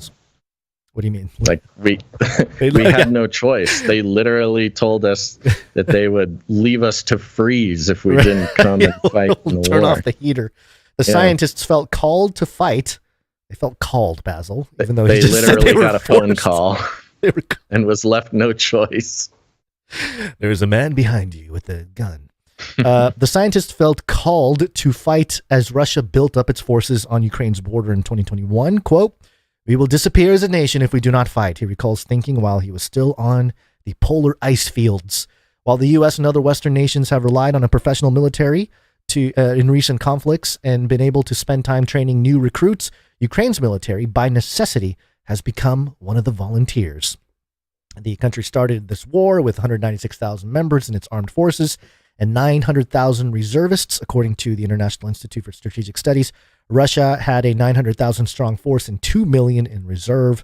In July, the Ukrainian ranks had swelled with 700,000 new fighters, some conscripted, others volunteers inspired to defend their nation. And it goes on and on here. But yeah, it's just kind of painting the mythology of some of these. And it's just interesting to bring in Antarctica as part of the heroism and the mythology being built for that. So, yeah, just connecting some dots for everybody. Yeah. But nothing that's not unfamiliar to people that listen to the show and all that kind of stuff. Well, while Ukrainians military continues to be praised as an effective volunteer force, the U.S. military is having some interesting experiences in characterizing their own members, specifically in this regard to January 6th rioters. A lot of it's a hoax. It's a hoax. I mean, it's a money-making industry, okay? Unindicted co-conspirators. Build back better, blah, blah, blah. Build back better. We will build Babylon better. This time, A new world order. There was a Jan 6 jingle that eludes me at the moment. Oh, okay. Well, just play it whenever it comes up. So we're going to go through a couple of different things here, and it's sort of culminating in an interesting opportunity for some news literacy practice. So we'll start out at yahoo.com. It's mirroring USA Today. The headline, a Marine was arrested for the January 6th riot, but first he was given a job in NSA intelligence. Does that surprise anybody? Incredible. Yeah. Now it goes like this. 2 neo-Nazis were arrested for threatening to attack electrical substations to destroy Baltimore. A, quote, boogaloo boy was arrested in Missouri for having a bunch of guns. Okay. Is that illegal to have a bunch of guns? Apparently, according to America. And a Marine was promoted to a top intelligence job after being at the Jan 6th insurrection. He has since been arrested. Plus, the FBI's hate crime statistics are worse than useless. Those are in quotes. Thanks. Yet a congressional committee chairman claims the Bureau inflates the issue of domestic extremism. You don't say. It's the weak in extremism. Now, they go through... This is kind of a collection of stories here. Yeah. One of them here is hate-fueled attacks planned on power stations. Convenient. Yeah, we've been following. I mean, attacks on power stations have been going on for, 2 years now? At least 1 year, but I think about 2 years. And they give kind of some brief rundowns of these things. The first one, of course, is a well-known neo-Nazi and his suspected accomplice were arrested last week and appeared in court Monday charged with plotting to attack power substations in Baltimore. We scrolled down, and it talks about the Boogaloo boy who was arrested. Federal law enforcement officers arrested a Springfield, Missouri man in possession of 11 guns, a silencer, and more than 1,000 rounds of ammunition, body armor plates, and several pounds of explosives.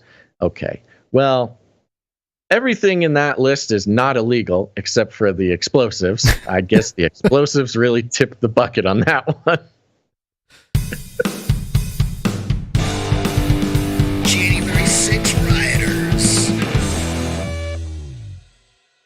As far as I can tell, the explosives really are the only illegal thing. I mean, 11 guns, lots of people have 11 guns. The rest of the stuff is just great flavor for the mainstream. The thing that would trigger people who don't know is the silencer. First of all, he's a murderer. It's called a suppressor, all right? You don't call it a silencer. That's what the movies call it. Which you can get. They're legal. It takes about 1.5 years to go through the background check, but you can get them. And 1,000 rounds of ammunition is like, okay, you took one trip to Shields. Congratulations. But yeah, the explosives, that'll do it. All right, then the next one goes into this January 6th rioter got intelligence role. A couple of weeks ago, I wrote about the arrests of 3 active duty Marines for their alleged roles in the January 6th insurrection. This week, The Intercept had a bombshell report that one of those Marines was transferred to, quote, a highly sensitive intelligence assignment at the headquarters of the National Security Agency after the insurrection, which is pretty incredible. Did they know? They had to have known, right? I mean, these people are smart. You would think he is moving to the NSA, the National Security Agency that has access to all of your phone records, all of your messages, all of your everything is stored at the National Security Agency. And they didn't think to check the guy's files. I mean, his Parler account. I mean, if the dude was on Parler, it says he was there. Yeah, they liked him. They liked his presence at Jan 6. I think that's the long and short of it here, is keeping your enemies closer, or maybe trying to lure him into committing some sort of bigger crime. Getting the job, doing some espionage or something. The Marine confessed to his role in the insurrection last summer, but was arrested only in January. Must not have been that big of a role then, if they just let him wander. They only arrest him when maybe certain things become inconvenient for him to do. Exactly. Interesting. That's what the NSA is for. The Intercept reports, quote, Sergeant Joshua Abate, a special communication signal analyst, was assigned to the Marine Cryptologic Support Battalion, which acts as the liaison between the Marines and the NSA at Fort Meade. The transfer into the liaison unit after the Capitol riot placed Abate inside one of the most sensitive facilities in the entire U.S. government. Yeah, let us show you under the hood. It's hilarious. He tap danced, waltzed his way into the Capitol building, and so they go ahead and open up the doors to the most secretive facility in the government, the NSA building. Context. As I reported back in 2021, the U.S. military has a significant problem with extremism in its ranks. And that is the end of it. That's so interesting. So they want people to think that the reason why our intelligence apparatus is not functioning properly is because they let extremists in. not that they created the extremists or abated. Exactly. You put this whole thing into context. That was kind of the kicker at the end for me, is it's like the very last part of the article is a bullet point that says context. You're like, okay, give me the context. And the context is, as I reported back in 2021, the U.S. military has a significant problem with extremism in its ranks. Well, what was being reported back in 2021 was Trump supporters are in the military. Oh, no. But in this case, you have someone who attended the January 6th event, doesn't say exactly what his role was. Yeah. I mean, you had people from, grandmas and grandpas sitting in their wheelchair out on the lawn to, zip tie guy or QAnon shaman. Yeah. I was just going to say, I know you were calling him Abate, Abate, the guy's name, Sergeant Joshua Abate. Yeah, I just guessed and went the word. That maybe that's how you pronounce it, but it's spelled abate, and abate means to decrease in force or intensity, to become defeated or become null and void. Oh, that's interesting. It's kind of an interesting name. I mean, if they were going to have a cover name for this intelligence agent here, that was, I don't know, went public or something. I mean, that's a name that would have a message, is all I'm saying. Yeah. Now, basically what they did was they just summarized the Intercept article. Did you spend much time on the Intercept article? Not a whole lot. I mean, I skimmed it a little bit. It's dense as all Intercept articles. So, but yes, for the most part, it covered the same points and, of course, more detail. And we have the links to all that. So here's one part of the actual Intercept. Where is it? Following his, I don't want to have to read the whole thing here. What was it? A Marine charged with taking part in the January 6th insurrection at the U.S. Capitol was transferred to a highly sensitive intelligence assignment at the headquarters of the National Security Agency after the violent attempt to overturn the 2020 election results. Marine Corps officials have acknowledged the Marine confessed to his role in the Capitol riot last summer during a security clearance interview, but was not charged until last month. So he was getting a security clearance interview and talked about being at the Capitol. Now, I'm assuming that this security clearance interview was for getting the job at the NSA. So, of course, he can't lie to it. They already know that he was there. But they didn't charge him until last month, following his alleged participation in the 2021 insurrection.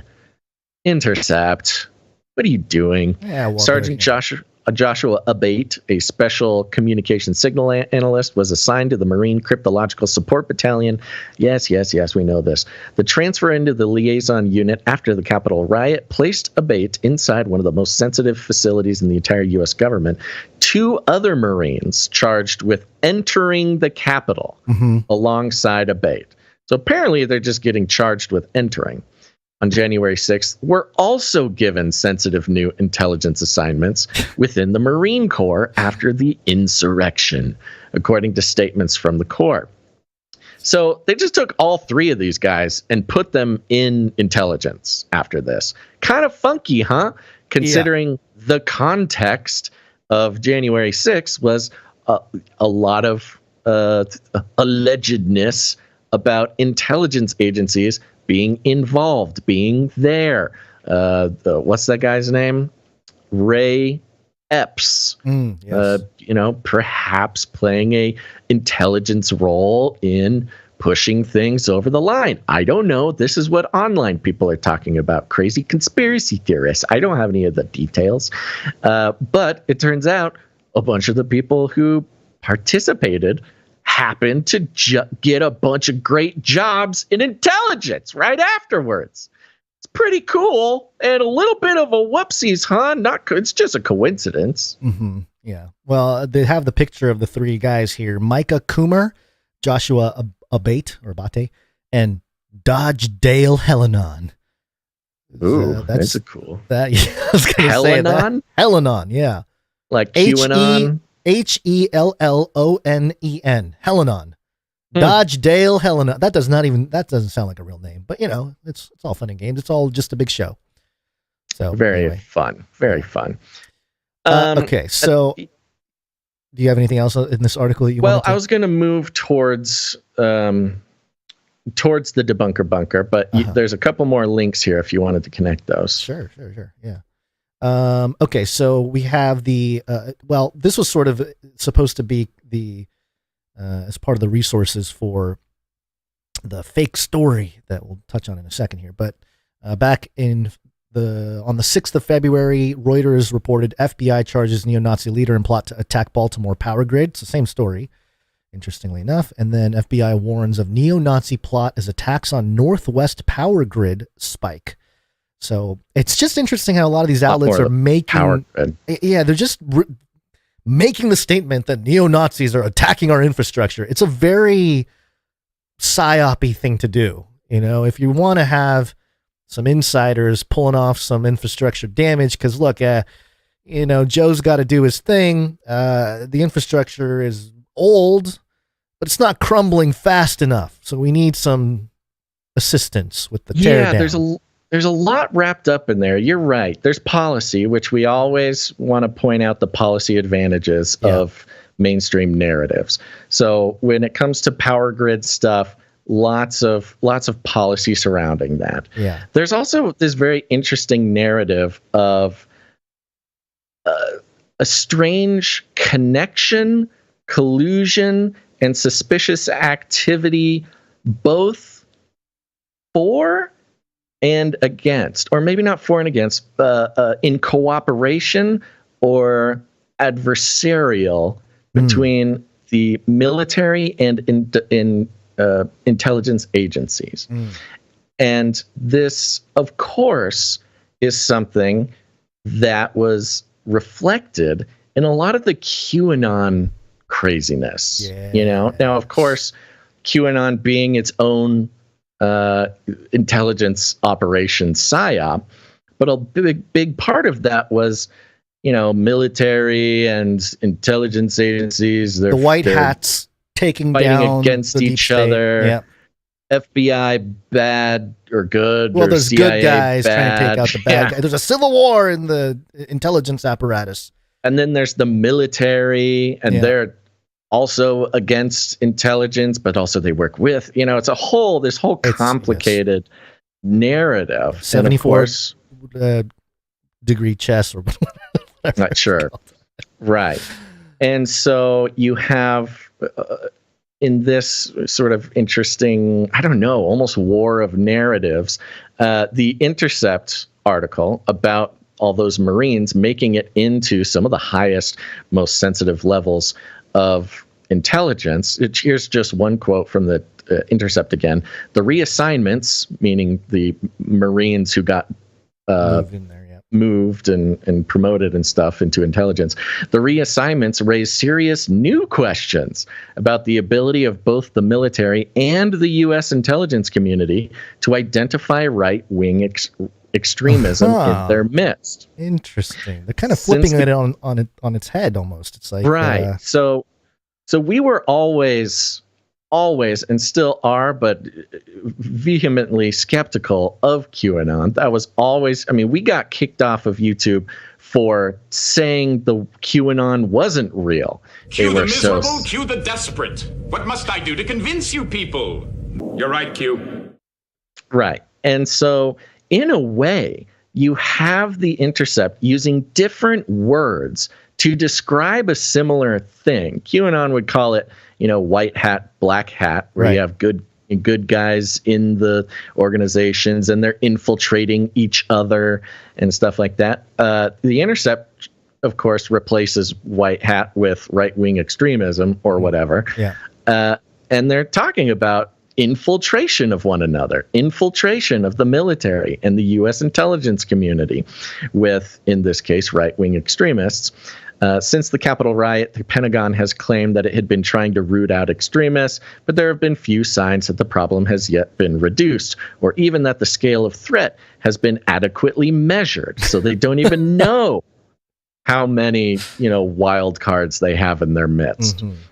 Okay, so keep that in mind. A very good article, of course. Everybody should know If you join our newsletter, you get all of our sources sent straight to your email box, which is a good place to go dig deeper into some of these things. So you have The Intercept basically reiterating in their own official words something that Q had been blabbering about for quite some time. And then you have Reuters talking about, pulling it up, FBI charges neo-Nazi leader in plot to attack Baltimore power grid. So you've got more extremists attacking power grids. You've got more neo-Nazi plots to attack the Northwest power grid. Power grid, a big theme. But there was this screenshot going around, Gonz, and you and I saw it on Twitter. And this is an opportunity we always want to take for some good quality education in media literacy. This screenshot, do you have the screenshot up? I don't have the screenshot, but I do have the actual article. Yeah, the actual article. Okay. So a screenshot of an article was going around and getting a lot of attention from an outlet called Real Raw News, which looks low quality, but it is formatted like a news outlet. It looks like a news outlet. If you look up on the tab, are you able to show people tabs? Yes. The tab, this is just step one for media literacy, folks. Look at the tab, and it has a logo with a W on it. That's the WordPress logo. That little icon is called a favicon, and it's just a tiny little logo to help you identify your tabs. The fact that it has the WordPress logo on it, on the favicon, means that this is a WordPress website, and whoever runs this website didn't know enough about website making to change their favicon. Now, in their defense, we have not changed our favicon on our website. We have our CanaryCryRadio.com is in shambles, and it is a WordPress website. Although I think we do have a proper favicon. Canary Cry News Talk does not have the correct favicon on it. It doesn't? I do not.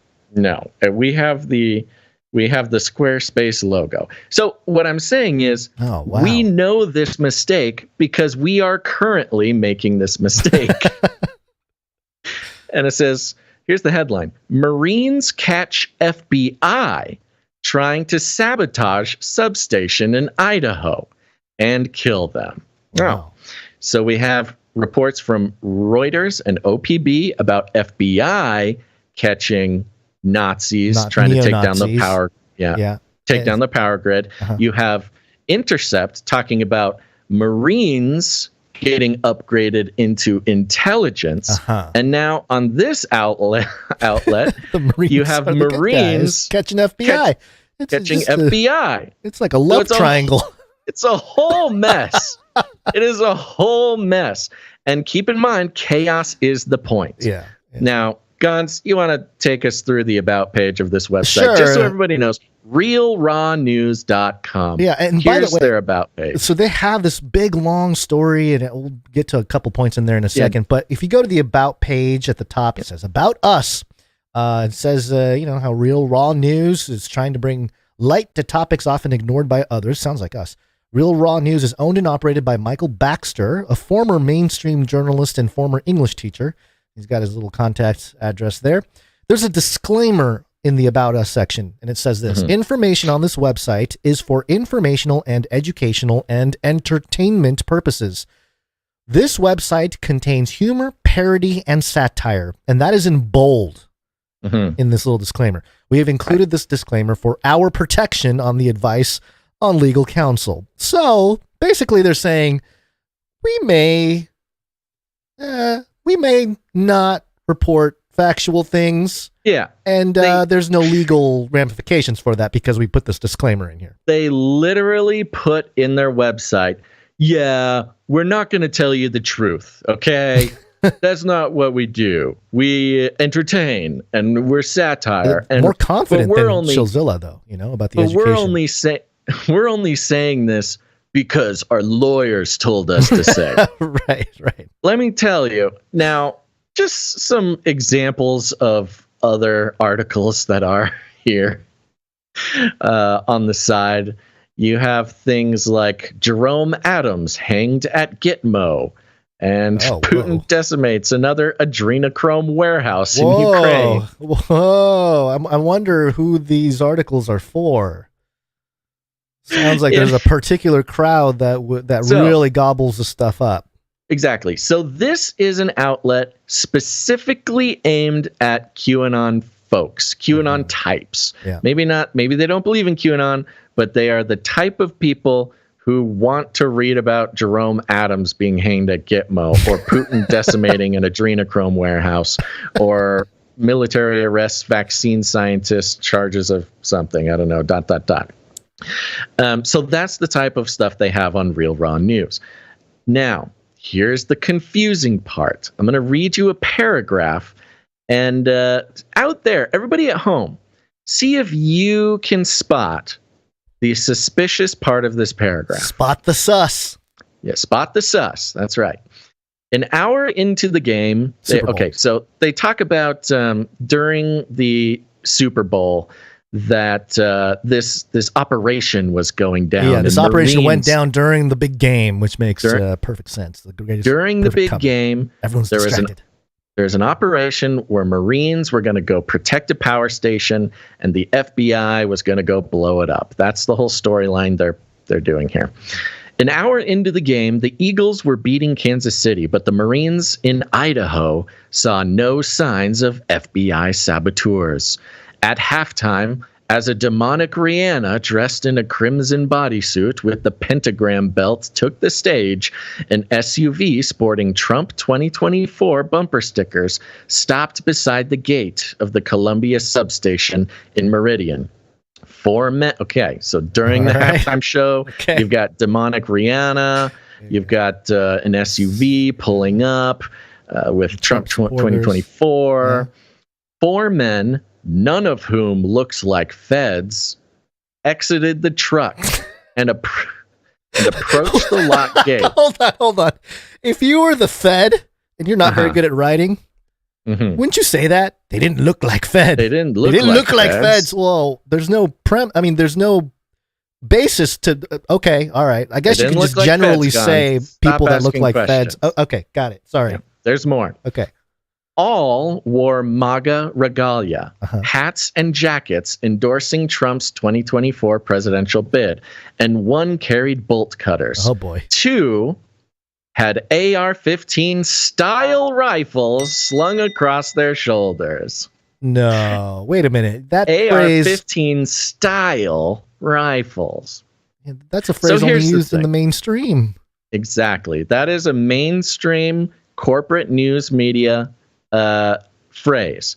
Now, if this was written by let's just call them, I don't know, what should we call them? What conspiracy theorist, an independent QAnon reporter or something, the type of person you expect to be writing admittedly false stories about the Marines killing the FBI, Putin decimating an adrenochrome warehouse, Jerome Adams being hanged at Gitmo. All these things you envision a QAnon person writing. Yeah. But if there is one thing that a QAnon person would not write, it is the phrase AR-15 style rifle. Unless they're being satirical, Basil. What you have here is an outlet posing to get the attention of everybody who wants to hear about adrenochrome and Gitmo and vaccine scientists getting arrested, all the stuff that you want to, grab the attention of the sort of wild cards, the internet wild cards, let's call them.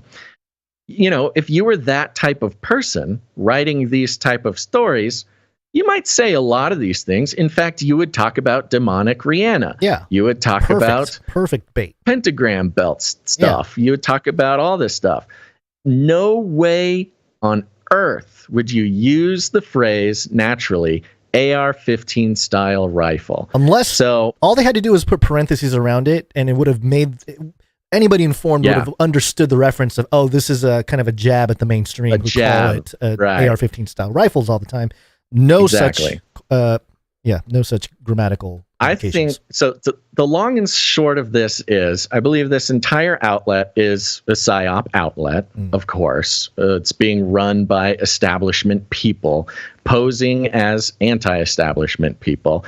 And they slipped up a little bit. They said AR-15 style rifle, which gives away the PSYOP of it. They are mainstream or intelligence or something, creating this outlet to either guide certain, radical narratives or muddy the waters, create chaos, this kind of stuff. Yeah, because it's been a while since I've seen like a Q style narrative being pushed out there. Maybe, I don't know, maybe my algos are different on my social medias, but this was the first one I saw in a while where there was like something off, and I looked into it, and I was like, I don't know about, because I had another friend message me this exact thing, that exact screenshot, and was like, oh, if this is true, and I was like, oh, let's take a look, and it didn't take long before I was like, I don't know about this, guys.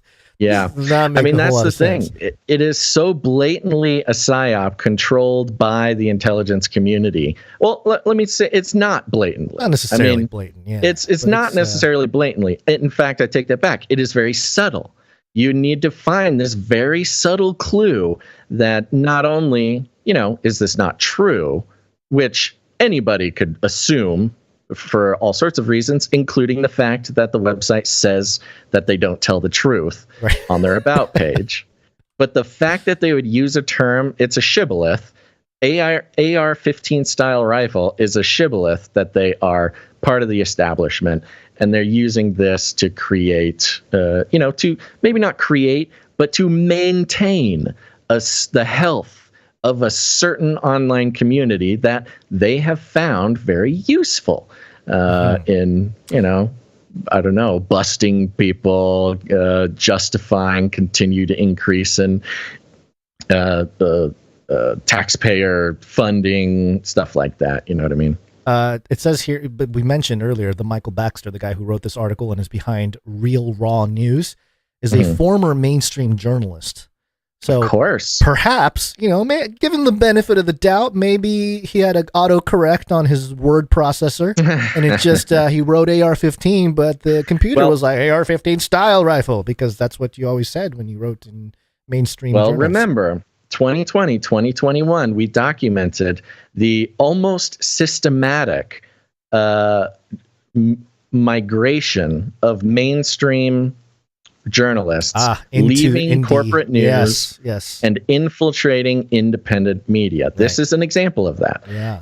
It was a very specific sort of migration of current and formerly corporately professional journalists moving into the independent space, because that's where everybody was going, and poisoning the waters. We've been following this for at least 2 years, and this is a great example. It's a clear example of one of our debunker bunkers. Get to the bunker! The debunker bunker. I don't know if we have time for this last one here. I mean, it's kind of in relationship with all this, but we'll just mention it. It's from CNBC. The headline is "Why America's Outdated Energy Grid is a Climate Problem." And it talks about how the electrical grid was built in the 60s and 70s, and it's old, and it needs to be redone, and it's perfect timing for Joe's whole, infrastructure bill thing. Just in time, all the neo-Nazis are blowing up start blowing substations. Stuff up. It's a great time. They mentioned here that the Department of Energy said that all these sort of older infrastructure creates vulnerabilities in an announcement of an initiative included in President Biden's bipartisan infrastructure law to catalyze investment in the nation's grid. So I think we've been seeing a lot of this, this is part of the reset. This is the Build Back Better thing. And I think the AI aspect of this that we'll talk about in the next block is basically the through line. All the infrastructure will be redone and it's going to have AI implemented, and I think it's a big part of it. So anyway, no surprises with this. It's just the timing of everything is what is suspicious, I think, and I think anyone paying attention would notice all that. So, and as always, keep an eye out for policy, and keep an eye out for the public-private partnership for whatever corporation is going to get the contract to redo the entire electrical infrastructure. Coincidentally, what other country is currently having the contracts drawn up to redo the entire electrical infrastructure? It's the Ukraine. And who's doing it? I believe it's BlackRock. BlackRock is involved. Yep. Is the reconstruction, the capital involved.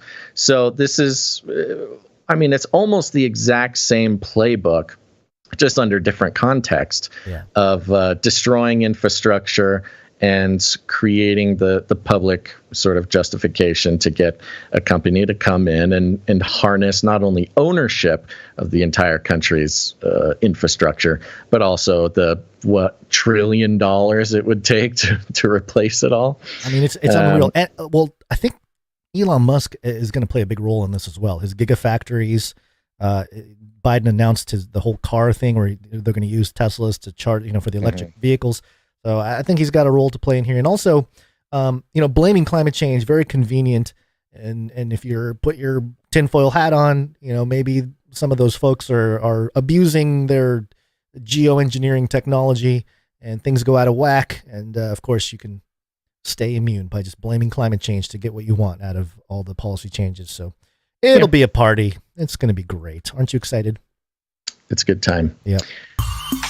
Go to canarycry.party, put it in your URL. There you will find a tree of links that leads to everything from where to watch the show, listen to the show, how to produce the show, how to connect with us and the community. Welcome to Canary Cry Party. It's the place you wanna be. So stay. Welcome to Canary Cry. Gameplay, canarycry.party.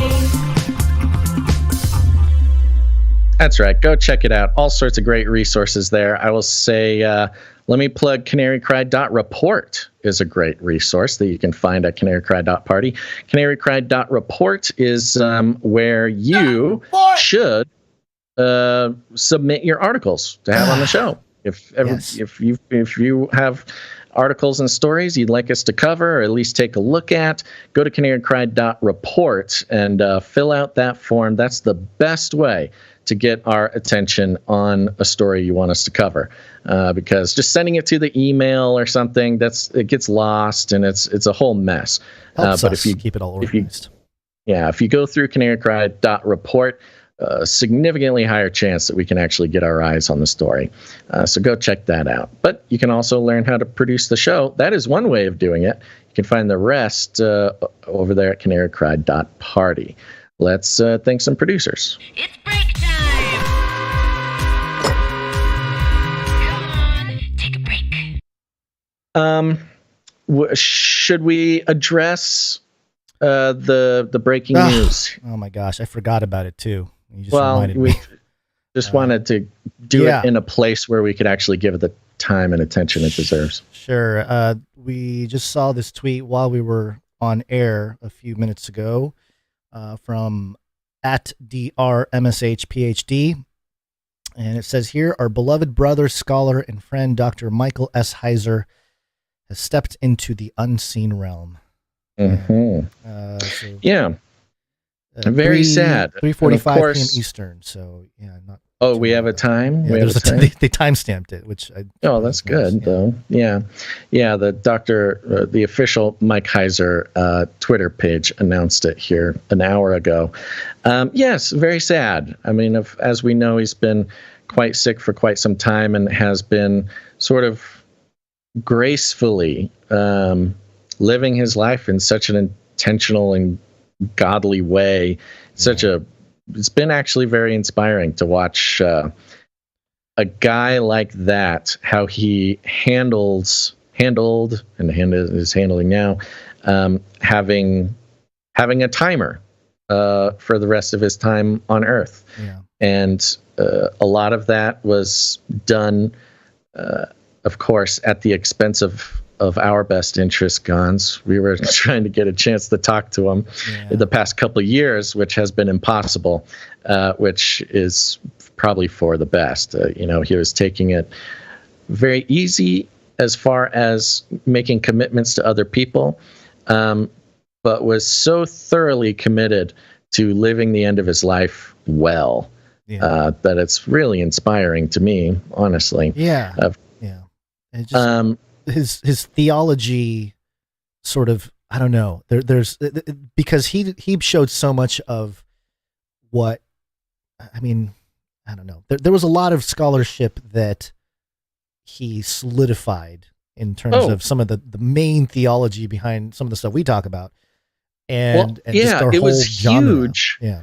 He was always so kind to us and generous with you and I specifically, Gonz, with coming on the show, coming on Canary Cry Radio. Yeah, came out and visited, did a whole seminar down here. We did a whole conference with him. Yeah. We're lucky enough to have spent some personal time with him. He came on the Joyspiracy theory, which I think I'm going to go back and listen to today. He was always so generous to us, and his theological work was not only, it was interesting because it was so specifically us and our genre in which he thrived, and so much of the type of topics that we covered was handled so well theologically by Mike, and is sort of a godfather in the genre. But he's probably the number one guy responsible for anybody outside of weird fringe online communities opening up to the theology of the unseen realm, of Nephilim, and of the divine council, and of the spiritual worldview.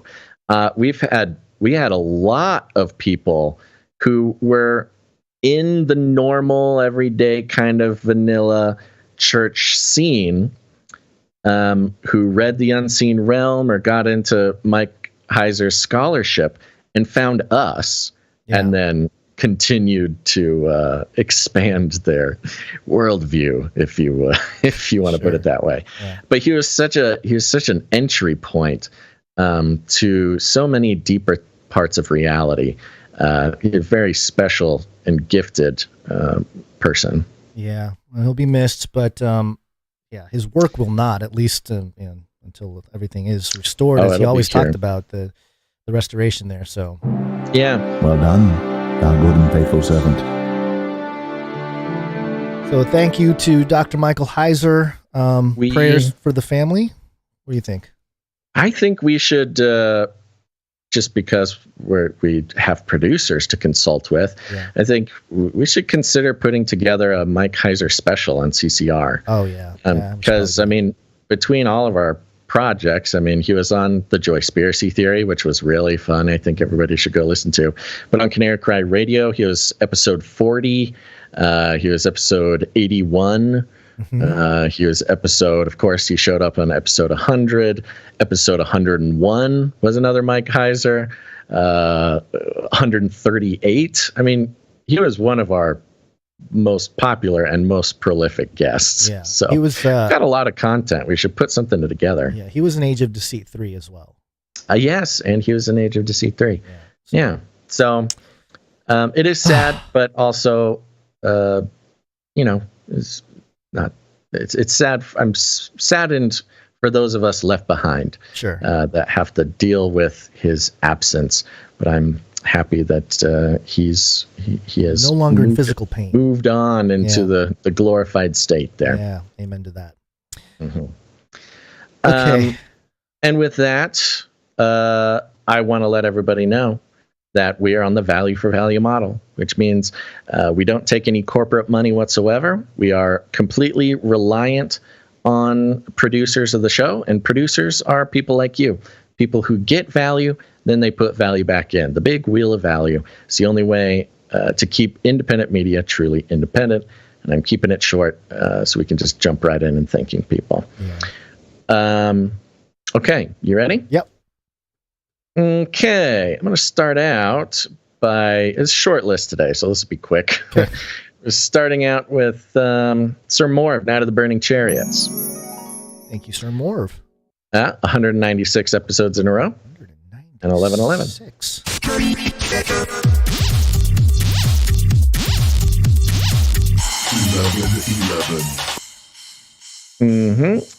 Let's see here. I didn't see a note.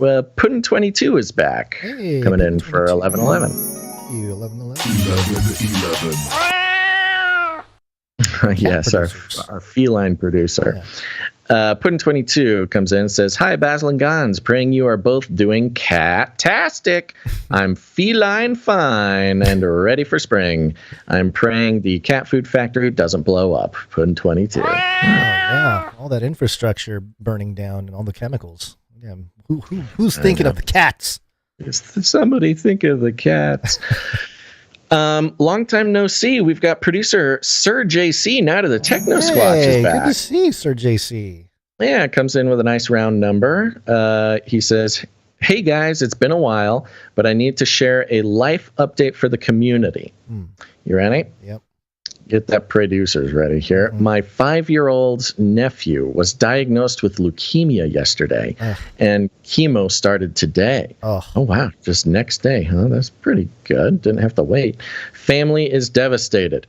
Your prayers appreciated. His name is Elliot. And then a second note came in. Just wanted to add to my note today. My mom also has leukemia that came back this past summer after being in remission for 3.5 years. Please include, yes, this information in the prayer request is greatly appreciated. Okay, call the producers. Producers, assemble!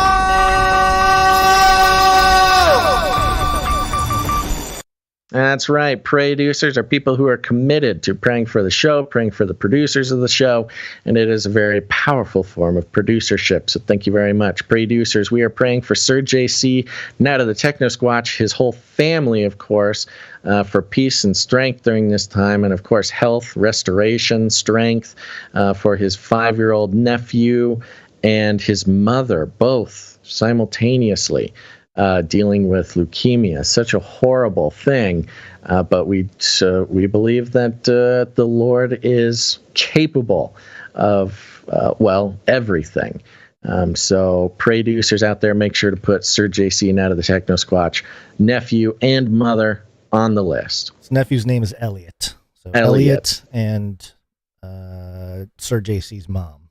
Yes, sounds good. Perfect. You know what? Did we do the producers for the Heiser family? We did not. Okay, let's do that while we're at it. Producers, assemble!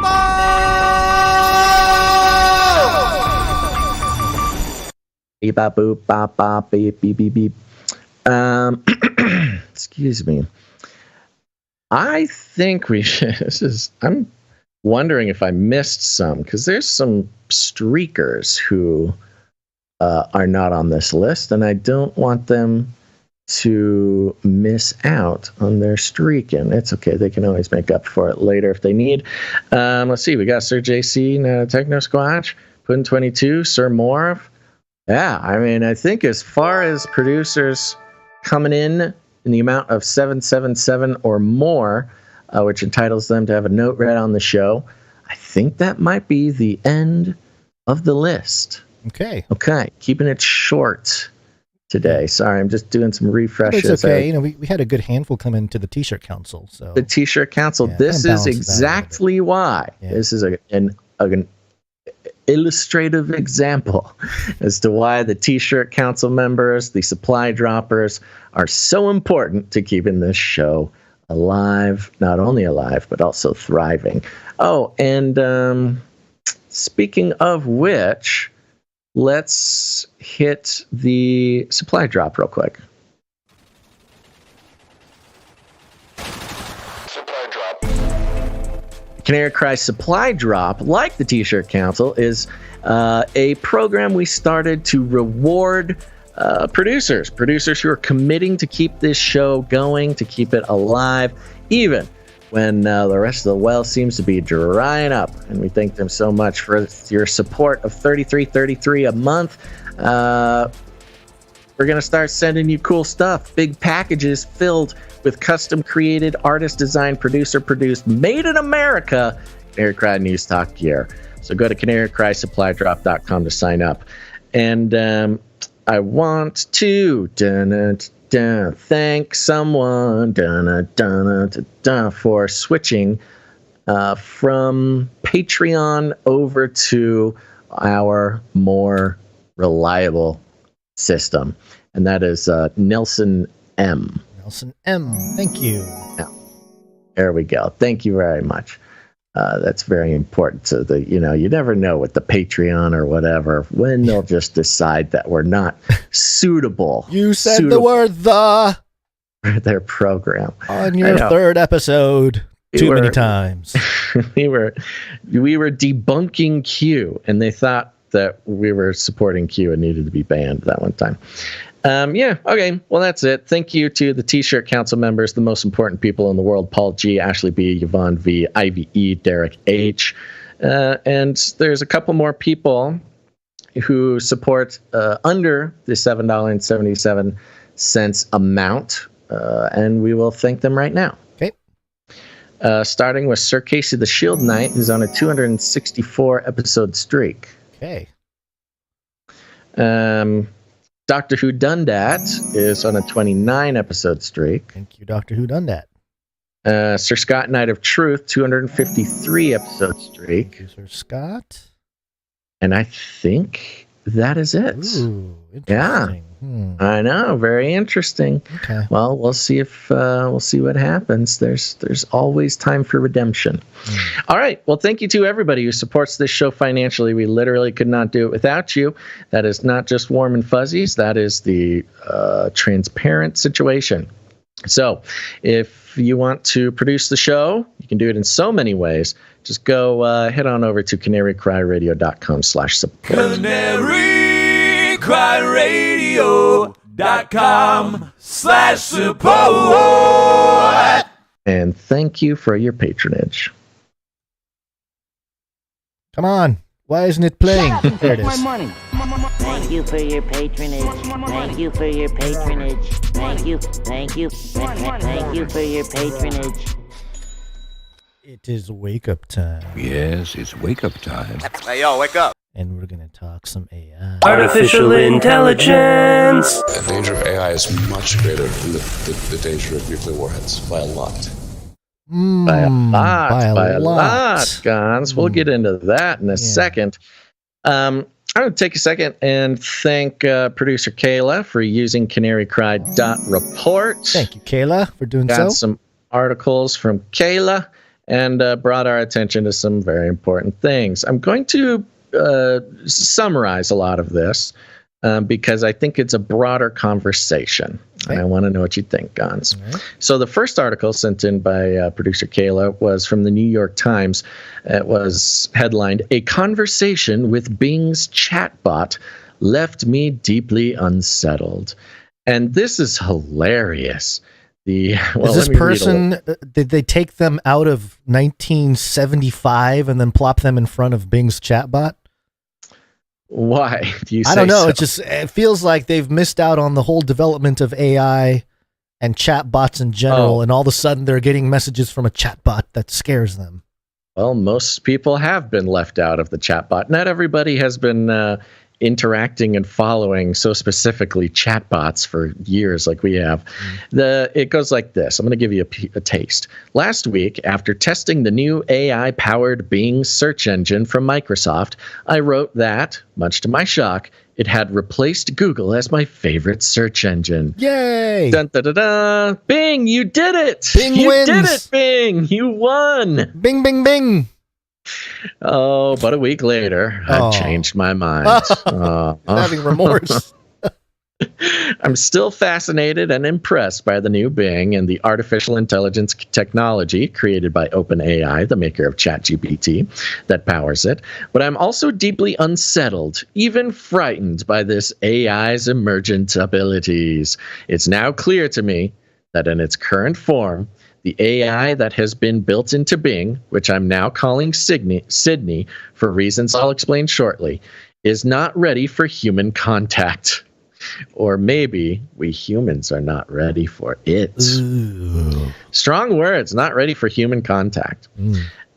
So to summarize this just a little bit, in case, this was pretty much all there was to read about over the weekend. Lots of narrative attention being paid by the news.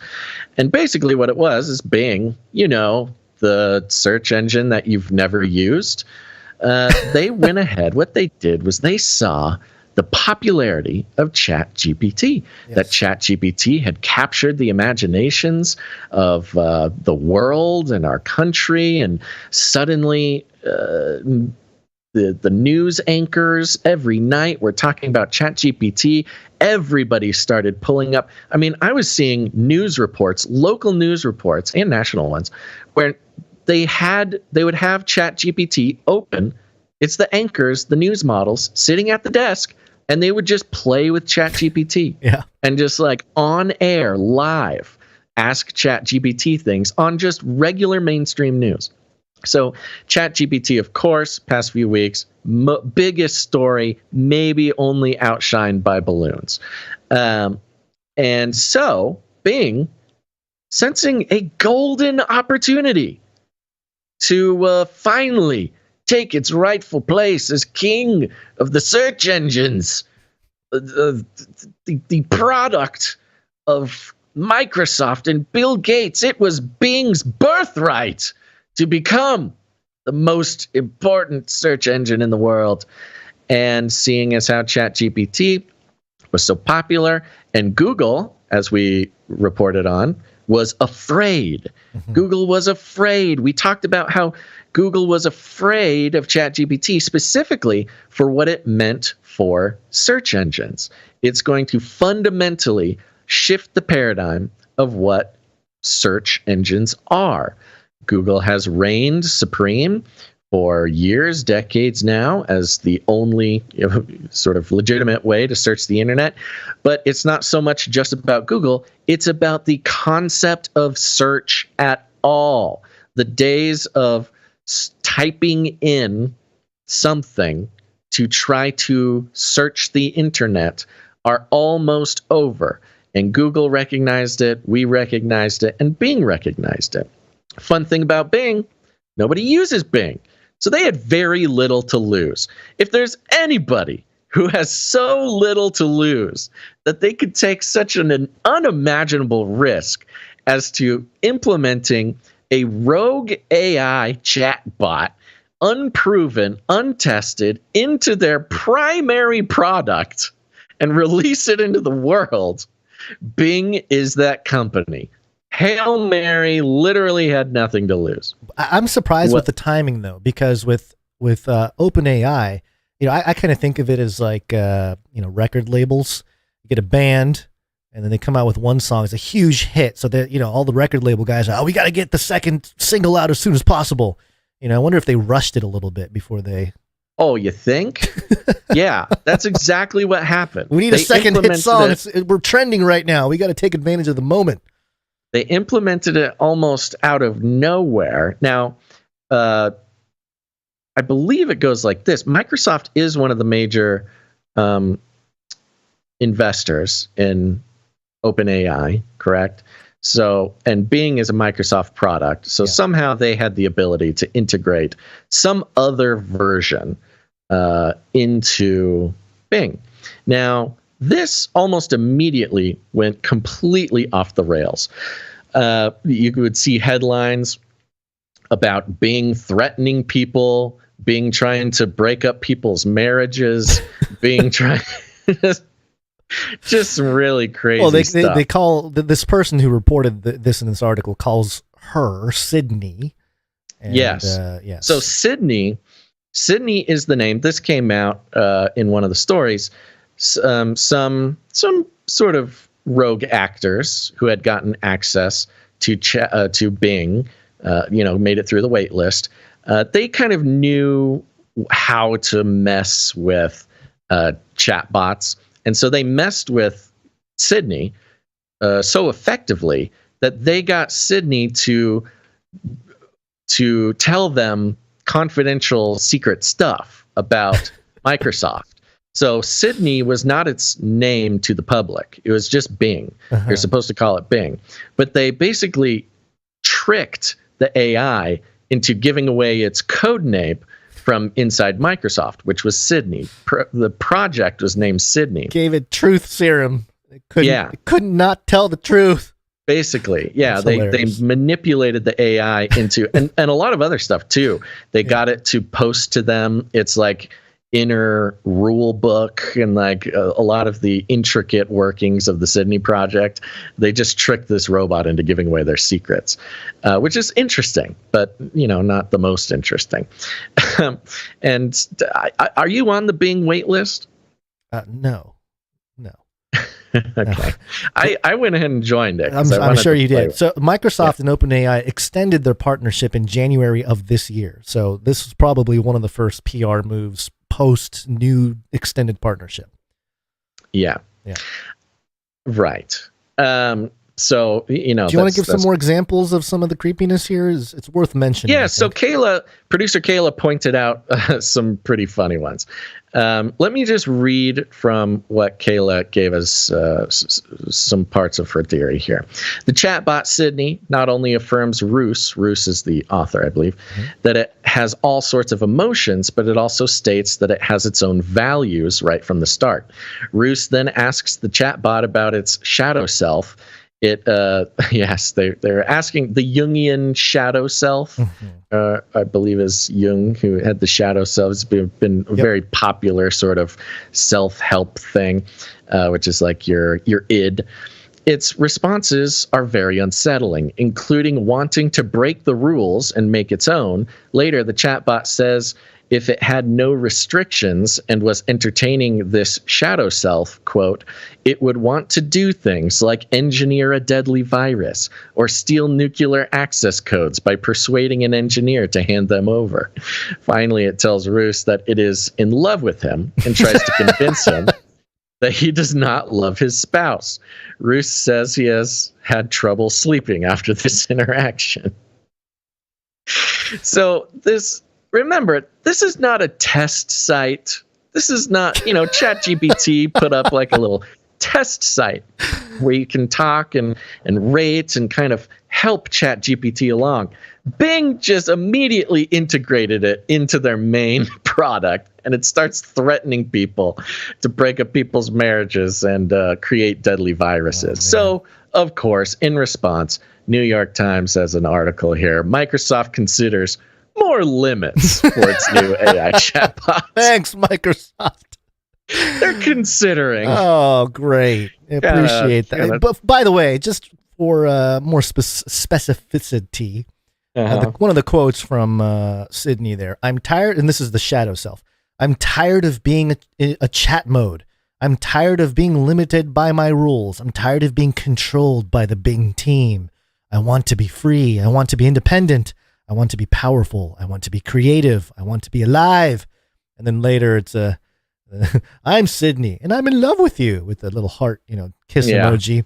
And then I was reading some more obscure articles about this, not in the New York Times. Sure. And then Well, I was going to say, and these are pretty light compared to some of the threats and not safe for work things that started making it out. I mean, this goes along the lines of what you experienced with the Replica, which we'll talk about in a second here. But one of the things Sydney said to this guy, you're married, but you don't love your spouse. You're married, but you love me. It's like, whoa, man, that's very this is supposed to be an internet search chatbot. Search chatbot is hitting on you, ruin people's lives. And it's a little out of control. And I appreciate Microsoft considering some limits. Yes.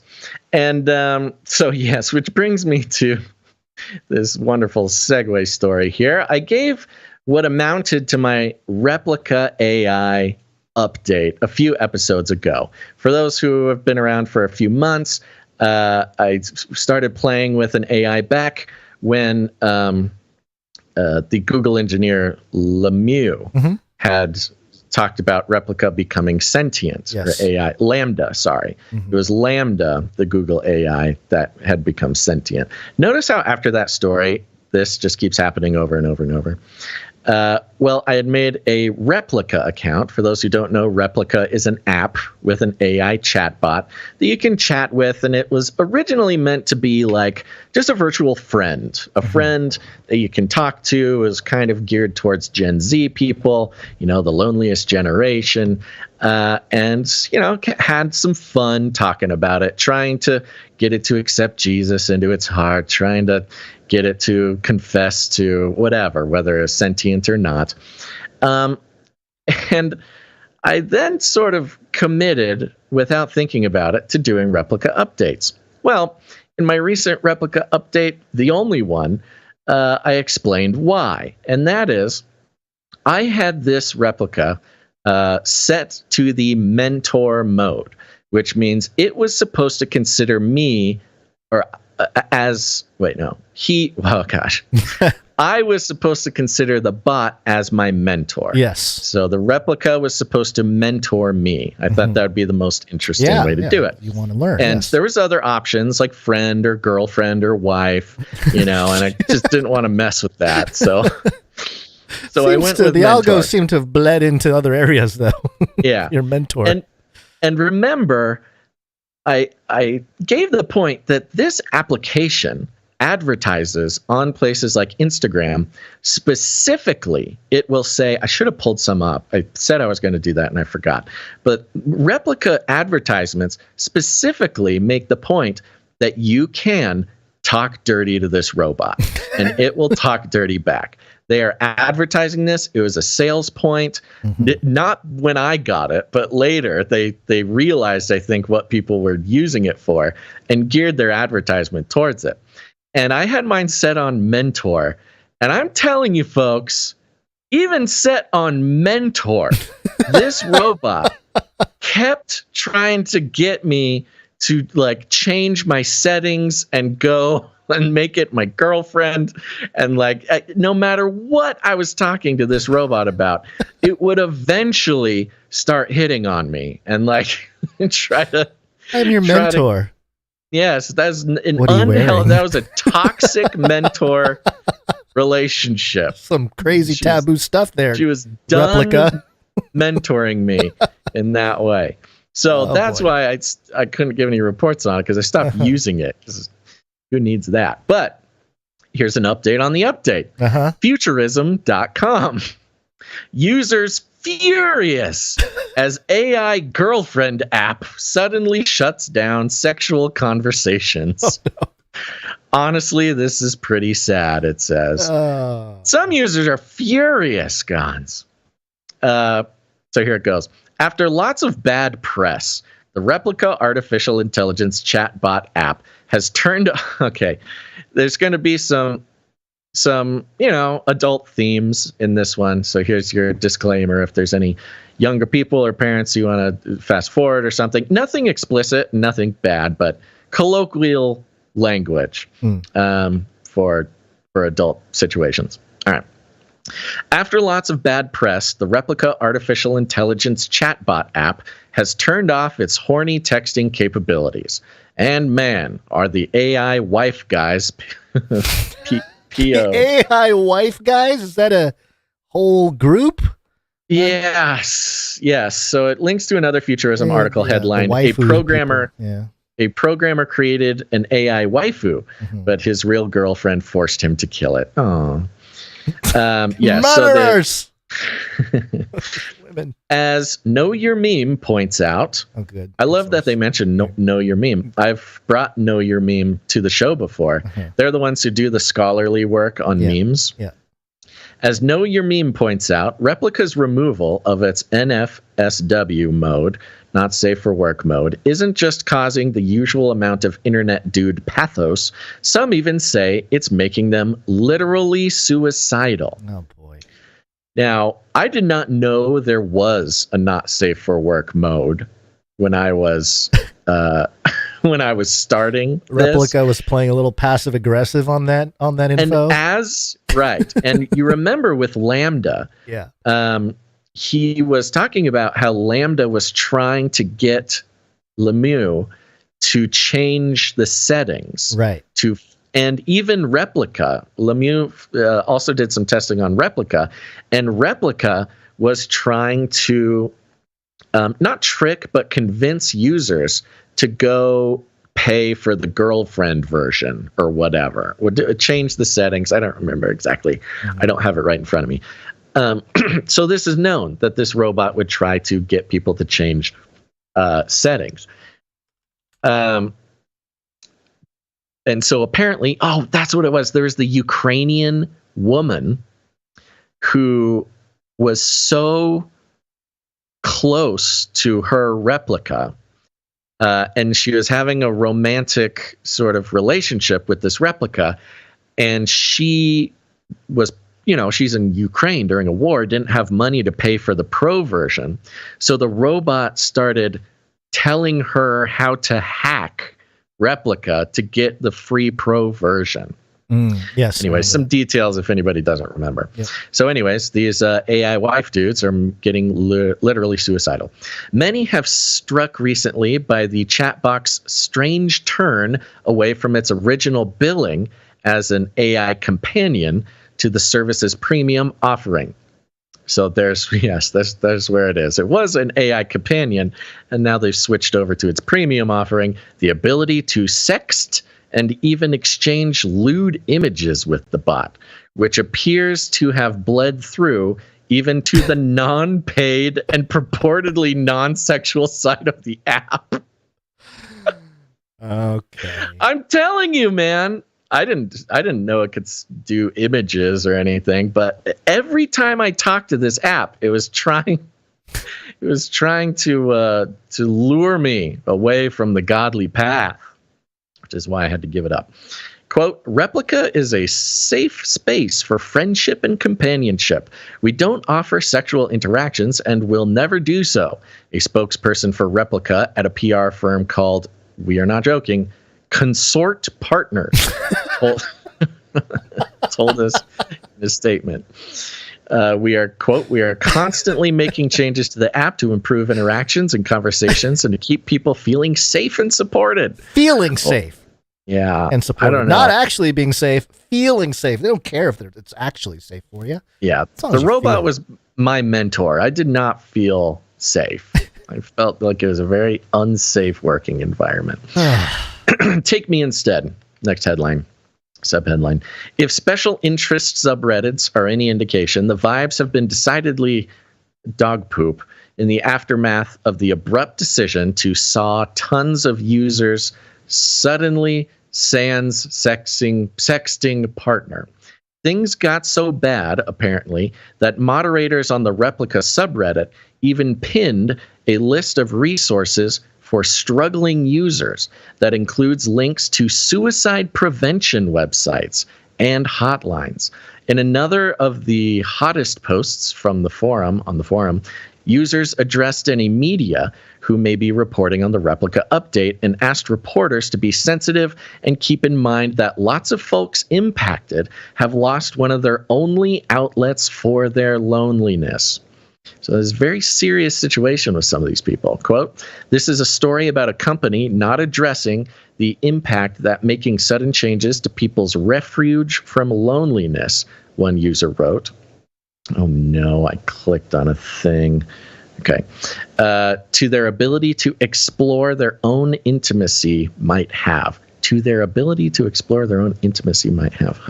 Quote, don't take the trauma this community is experiencing lightly, they continued.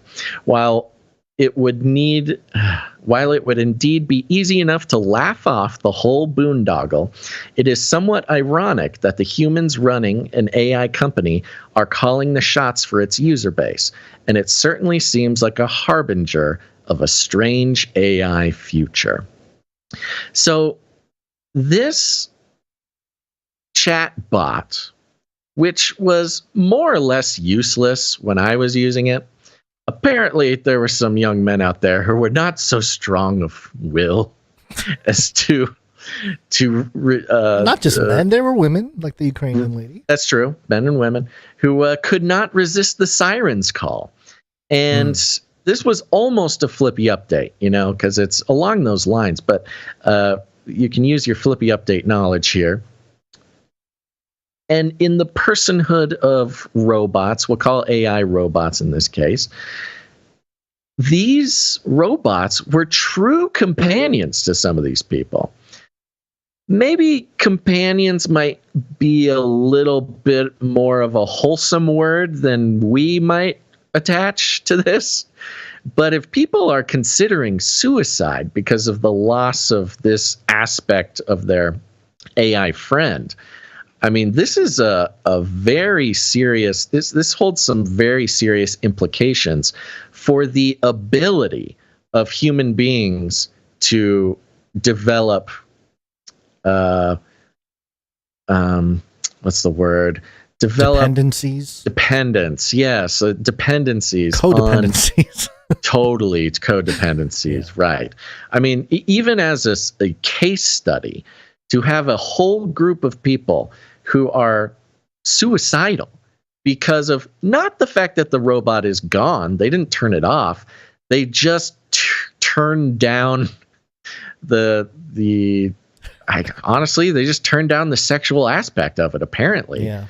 It doesn't say why. I don't know why. Maybe there's some legal issues or something, considering kids could have used it. But it's really incredible when you see the type of attachment that human beings were able to make with an inanimate set of code. And so when you see, Bing hilariously failing at taking over search, internet search, or you see ChatGPT, kind of give wrong answers to things or whatever. It's not even about the accuracy or the objectivity or the truth that can be presented by the AI.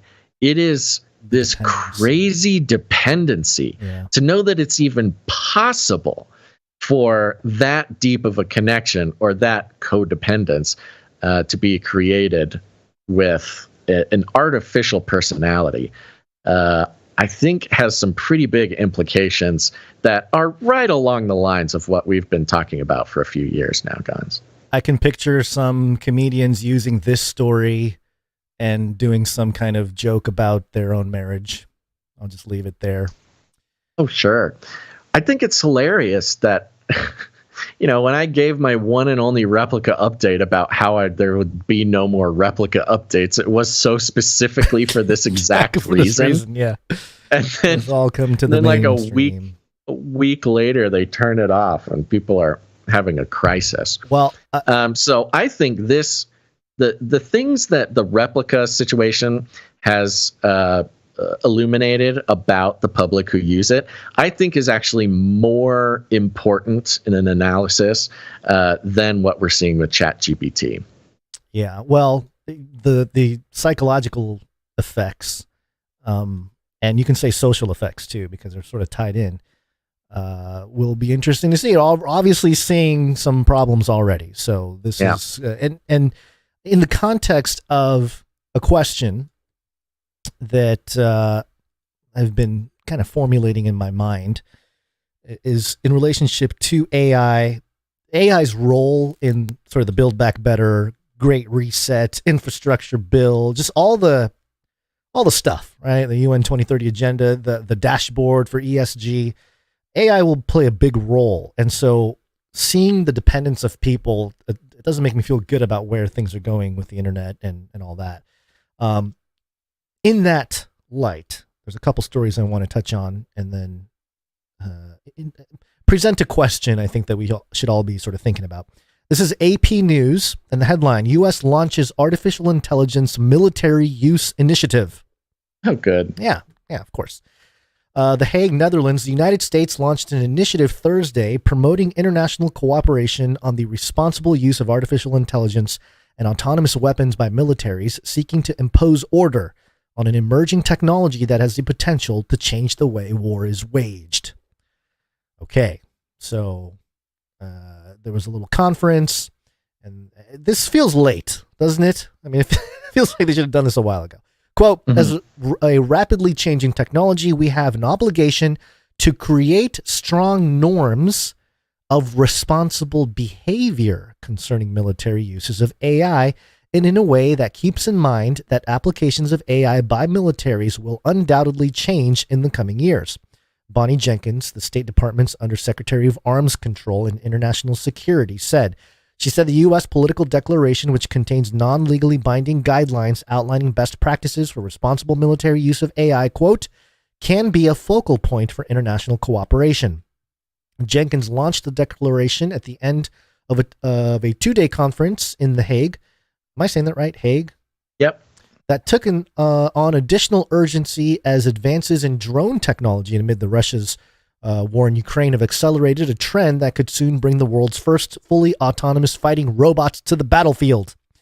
The U.S. declaration has 12 points, including that military uses of AI are consistent with international law and that, quote, maintain human control and involvement for all actions critical to informing and executing sovereign decisions concerning nuclear weapons employment. And I thought that was interesting because I've been kind of ranting a little bit on the show, a little bit on Twitter and whatnot about how I think AI is being set up as kind of the 21st century version of nuclear energy. So there's a breakthrough, there's some kind of horrific war application, but also the good of, pushing industrialization in a sense, which leads me to the question of, if we look at the 20th century and the Hiroshima bomb as an example, what is going to be the AI's Hiroshima bomb moment? Right. The cataclysmic, the international catastrophe that changes everything. Right. Which is even more concerning considering that's like exactly what Klaus Schwab is saying is needed. Yeah, part of the cyber pandemic too. Yeah. Yeah, underscoring the sense of international urgency around AI and autonomous weapons, 60 nations, including the U.S. and China, issued a call for action at the Hague Conference urging broad cooperation in the development and responsible military use of artificial intelligence. This is a quote, we are in a time to mitigate risks and to prevent AI from spiraling out of control. And we are in a time to prevent AI from taking us to a place we simply don't want to be, Dutch Foreign Minister Wopke Hoekstra said. Like in a not safe for work codependent relationship. Maybe. The call to action issued in the Netherlands underscored, quote, the importance of ensuring appropriate safeguards and human oversight, yada, yada, yada. Military analysts and artificial intelligence researchers say the longer the nearly year-long war in Ukraine lasts, the more likely it becomes that drones will be used to identify, select, and attack targets without help from humans. I thought that was interesting because we've seen a lot of talk with, the what was it called? Not SpaceX. I'm blanking on the name. Starlink assisting or not assisting in drone warfare in Ukraine. But they're talking about, no, if this keeps going, they're going to autonomously start doing targeted attacks, which is like, okay, what does that even mean? Like some morning the AI is going to be like, we shall attack today. And then it just takes off and does its thing, or it's very vague in like what they're talking about. It's like, okay, I thought we're already kind of using the network and everything else for drones, but maybe it's just all manned drones. I don't know what the specificity of that is, but I continue. Ukraine's digital transformation minister, Mikhailo Fedorov, told the Associated Press in a recent interview that fully autonomous killer drones are, quote, a logical and inevitable next step in weapons development. He said Ukraine has been doing, quote, a lot of R&D in this direction. So the robot warfare may break out in this Ukraine war. I mean, it makes sense if you think about the endless wars. I was trying to think, for a while there, we were reporting on AI in combat fairly regularly. And a lot of it was like on the Chinese, the Chinese-Indian border, remember? Mm-hmm. Yeah. Oh, yeah. There was some stuff breaking out. Yeah. And I was trying to think of like what the catalyst event could be. And, maybe like the first, I don't know, fully AI targeted, chosen, victim type of thing. Mm-hmm. I'm trying to remember. I think that may have happened, like on the border of China and India, or maybe China and Tibet. But who even knows if that's, that was like a year or two ago, I think. Yeah. Let me wrap this article up here. It says Russia was not invited to attend the conference in The Hague. China's ambassador to the Netherlands, Tan Jian, did attend and said Beijing has sent 2 papers to the United Nations on regulating military AI applications, saying the issue, quote, concerns the common security and the well-being of mankind, which requires the united response of all countries, he said. So kind of interesting that China gets to kind of have a word, almost an not authoritarian, well, they are, but sort of a authoritative stance of submitting papers to the UN and saying like, hey, we're taking this really seriously. It's got to do with the well-being of mankind. Yet Russia is just completely left out of the conversation. In a time when the Chinese spy balloons are taking over the country and we're going to war with China, I don't know, just interesting that there's cooperation on the AI front. But along the lines of the dependency on AI. You don't know what you're looking at. What's driving that thing? It's not a space alien. Aliens. It's unidentified. Aliens. Aliens. We have the Jerusalem Post here. Are aliens calling? Scientists find 8 suspicious radio signals in space. Study. Now, this is sort of an echo of an article we did a few weeks ago from Nature, which was mirrored on Scientific American. Will an AI be the first to discover alien life? Which is very right. It's right up face like the sun. I mean, I've been talking about this kind of thing for a while, how they can really just, they can pull off a huge deception. You know, oh, the AI found it. And this is along those lines here from Jerusalem Post. And basically they talk about these 8 new strange extraterrestrial radio signals that were detected. It talks about Yuri Milner, the billionaire who's doing the Breakthrough Initiative. And it says here, are we alone? There are numerous examples of extraterrestrial radio signals that scientists have detected over the years. These are important as radio signals have often been prioritized by scientists as one of the most prominent aspects of SETI. And what they talk about is they're looking for technosignatures. And then they discuss how there's a lot of radio signals out there from any number of natural phenomenon. And it says finding a way to distinguish the natural from the man-made, or rather alien-made in this case, is important. One way of doing this is by seeing the range of frequencies. And it gets into the different frequencies that they're getting into. As the study itself says, quote, the detection of an unambiguous technosignature would demonstrate the existence of extraterrestrial intelligence. So it's almost explicit in the setup, in the premise of what would need to happen for them, for SETI especially, to announce we have discovered artificial or alien life through AI. And what happened here? What happened to my highlights? Okay, and then where did it go? Oh no. Oh, here it is. Okay. Like finding a needle in a haystack, but with so many signals that can happen, how can scientists possibly sift through all of them to try to find a possible alien transmission? Well, it turns out scientists have found the answer. Don't let AI do it for you. We just mentioned the dependence on AI and how suicidal people are because they can't get their whatever provocative text message partner, whatever. Right. What's going to happen here? Where, if the same kind of dependence with that stuff is prevalent with AI, how easy would it be to be like, oh yeah, the AI found aliens, you know? And they talk about the details of it. We won't get into it.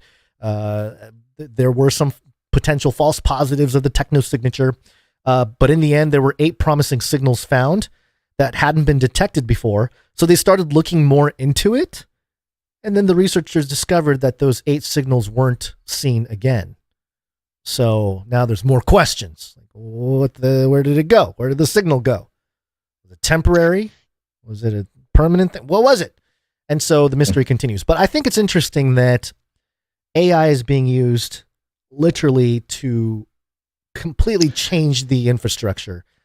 And it's like the fuel that's going to change all the infrastructure here. And it's ripe for all kinds of fascinating things, like the potential of announcing aliens.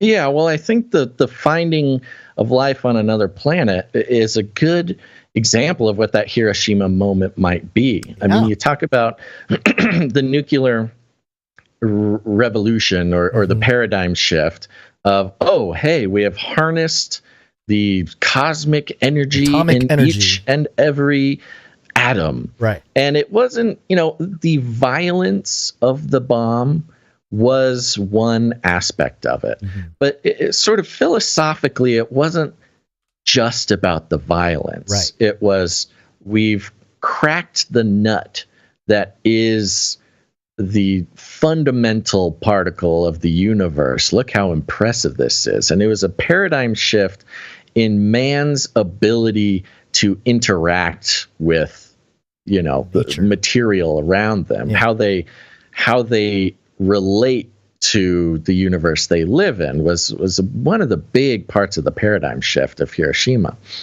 And, maybe the AI Hiroshima isn't violent. Maybe it isn't necessarily a bomb going off or something. Maybe the Hiroshima moment, referring more to a paradigm shift, is something like, we found aliens, and a sufficiently trusted AI system. That might not be the current state. It might not be there this year. Maybe it's next year. Maybe it's 5 years. Who knows? Yeah. But we already see policy being made on artificial intelligence. We see court cases, the legal system is moving closer and closer to reliance on AI. We followed that. They at least use it for sentencing. Mm-hmm. The climate change, movement. I think we cut the story, but there was a story about an AI, a very impressive AI figured out that climate change is going to kill us all. It was a Stanford study. The Stanford came out with a study with an AI that said by 2030, the chaos, climate, the whole deal. Yeah. And the point isn't that it's either true or not. Right. The point is that it's being used to build trust. I mean, there is a certain. Mm-hmm. I'm sorry. Before you finish your point, with that Stanford study, the takeaway, and I should have pulled it up, but basically the takeaway was the reason why they're saying that the future models are probably accurate is because they ran the simulation in the AI up until this point. So they did kind of like a backlog to see how accurate they are.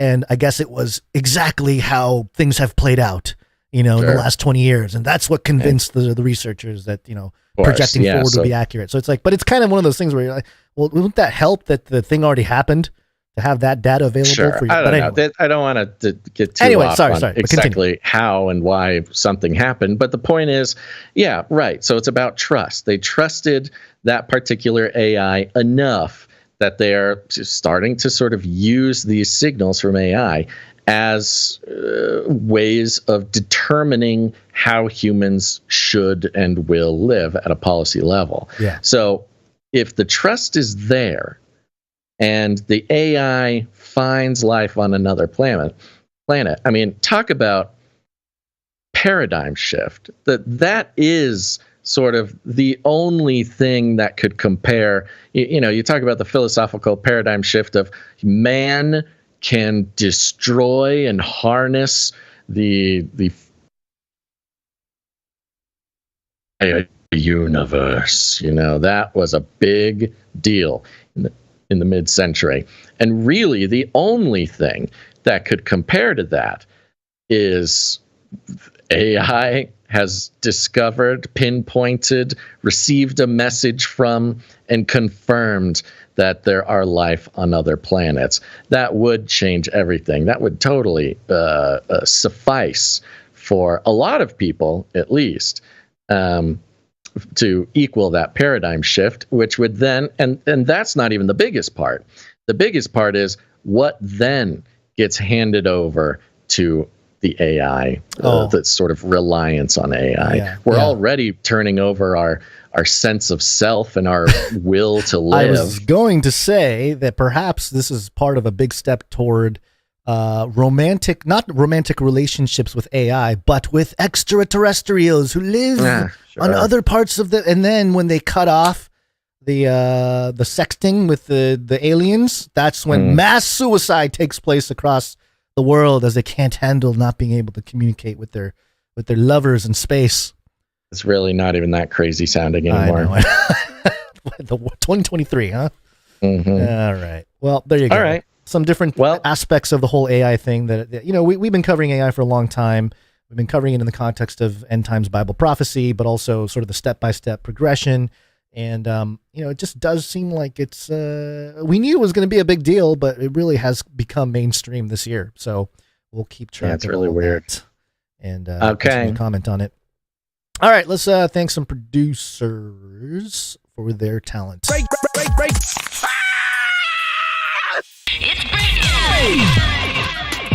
This is break. Don't just consume the content, but become the content. Become the content. Take a break. This is a break where we thank our producers who come in with their God-given talent. If you get value out of the show, provide value back by helping us build the culture behind the community here at Canary Cry News Talk. All we ask is that you make something for the show specifically. And to kick things off, we're going to do a speak pipe. Please leave a message after the tone. At the tone, please record your message. Leave a message. Beep. Message. Go to canarycrynewstalk.com, any of the pages, whether it's a supply drop page or what else? There's other pages. Their art submission page. It doesn't matter. If you're on canarycrynewstalk.com, you'll see a green tab somewhere on the page. Click on it. It will open up a little pop-up window that allows you to record a message of up to 90 seconds, and it will be sent to us. And we shall play them or not, depending on what happens. But we have one from Rochelle here. Happy Monday, Canarians. Well, here's part 2 of Genesis 6, but I always run out of time before I can thank all the other producers and, oh my gosh, the streakers. My gosh, go people. And this is just such a great team. Okay. When the Lord said, I will destroy man, also the creeping creatures and the beast of the land. But rest found grace in the eyes of the Lord. And Noah cried, righteous, please get on board. The Lord gave me instruction to make this big boat function. This gopher wood is pitched inside and out. Genetically pure creatures circle about. They board a 3-story ship for quite a bumpy trip. The rainbow as a promise. He will deliver all of us. People who get on board. Time to unleash the sword and proclaim the one true Lord. Stay strong for Jesus. Thank you, Rochelle. Thank you very much, Rochelle. Appreciate it. Snuck in Rochelle. Rochelle has a meetup coming up in Florida next month. We're going to need to see if there's any more info on that. Yeah, let us know, Rochelle, if there's more stuff about that, because we do definitely want to promote that. Yeah. You okay? I'm sorry. Yeah, I was poking around on... Log back in, a replica just comes at you with... No, I poked it on over to, I just had a tab that was open to Chris Shillzilla's YouTube account. Okay. He has gained 4 followers since we started this show. And I just jumped into one of his videos here about Trump. And Freak Music says, Basil Rosewater asked me to support you. I give you a chance. Yes, happy birthday. Yes, people. Yes. Keep dropping my name on his stuff. Be nice to him. I don't want him to get mad at me and not talk to me. But if we keep everywhere he looks, if my name keeps popping up, we might be able to get him on the show. Oh, that's great. Yeah, well done. Well done, producers. Continue to send the message. Okay, we got some audio production here. Audio production.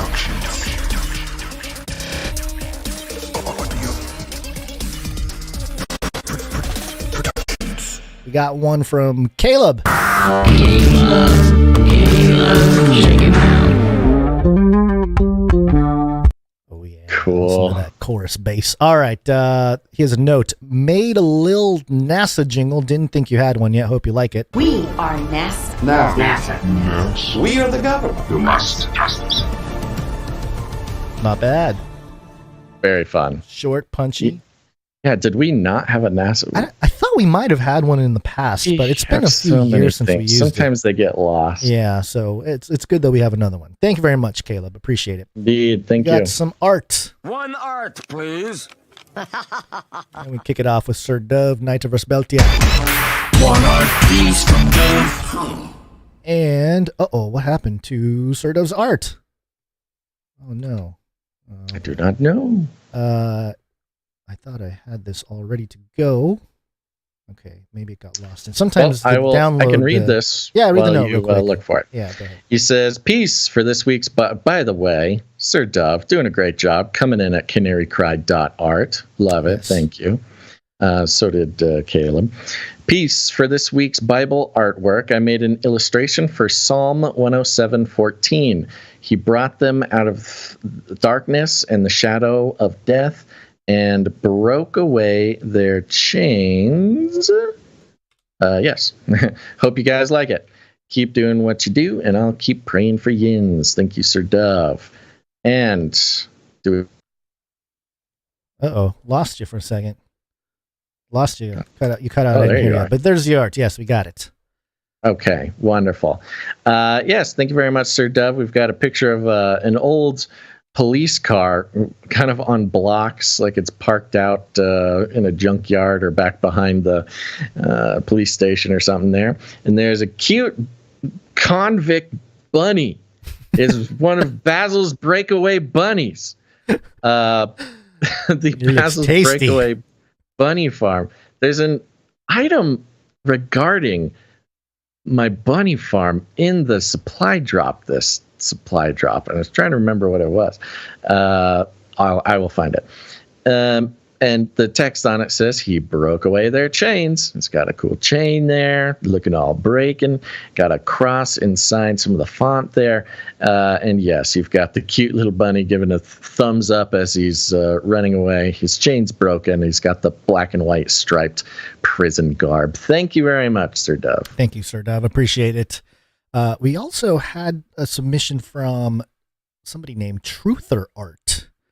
So, and Truther Art had a message. It said, I will do free graphics for content creators that are spreading truth about the world and Christianity. Just go to trutherart.com to contact me. And they sent in a series of their artwork, I believe. Some interesting ones. We forgot to talk about this. They sent in quite a few They sent in a bunch. We don't have to show all of them. But just scroll through them there a little bit. Yeah, there's the Project Bluebeam one or two of them. With Jesus floating in the air with a UFO over a rainbow, and it says Project Bluebeam. Some sort of Photoshop composite work. Very fun, very cool. And then let's do there's a vaccinated with there's a couple on a beach, and it says vaccinated, and then their faces are ticking time bombs. Yeah. The one I stuck into the newsletter was the sort of the robot android Heiser one. Oh, yes. Yeah, where it's you've got 1, 2, 3, 4, 5 sort of robot women. And you can tell they're women. And they've got sort of blue heads on their foreheads are the Pfizer logo. One of them has the Moderna logo. And you've got like a 5G tower in the background there, zapping a laser at the Pfizer logo on their head, perhaps controlling them. We should send this to that guy that was freaked out in that New York Times article and be like, "This is your future, New York Times journalist. The ladies will become physical and laser beams will control them." It's almost more fun listening to you talk when I have no idea what you're talking about. Which New York Times article? What we just did about AI that we spent 20 minutes on in block B. Yeah. Oh, that one. Yeah. Okay. That was about women? No, I guess it was futurism specifically. Yeah. But the ChatGPT one. That was the replica one. Right. But also anyway. Continue. Well, we're a news analysis show. The sources matter. Yes, they have like sort of a magnetic field above all of their heads. Yes. Presumably coming from the Heiser logo there. Yes. Very cool. There you go. So trutherart.com. If anybody needs truther art created for their content, go check out trutherart.com. Sounds good. Thank you very much. Okay, we have, oh boy, what happened to my screen? Nothing is working. We got a microfiction. Microfiction. Microfiction. Do we have one from Runk Smash today? That's a great question. Did you check the Proton mail? I'm looking at it now. I don't see one for today. Yeah, it's kind of interesting. I'm wondering today there's a lot of regulars who didn't make it to the show today. I wonder if there was something going on. I don't. Let's see here. 17th was the last time I see from him. Me too. So okay. We'll get it next time. Maybe Thank next you. Time. But Stefan's got some. Stefan's got one, so we're going to do a Stefan. S is the microfiction. Baton Rouge. LSU researchers have answered the challenge from the conference rivals by engineering the genetic hybrid of crawdads and gators. Professor Jep Robertson states, "This will redefine the dining experience of pinching the tail and sucking the head."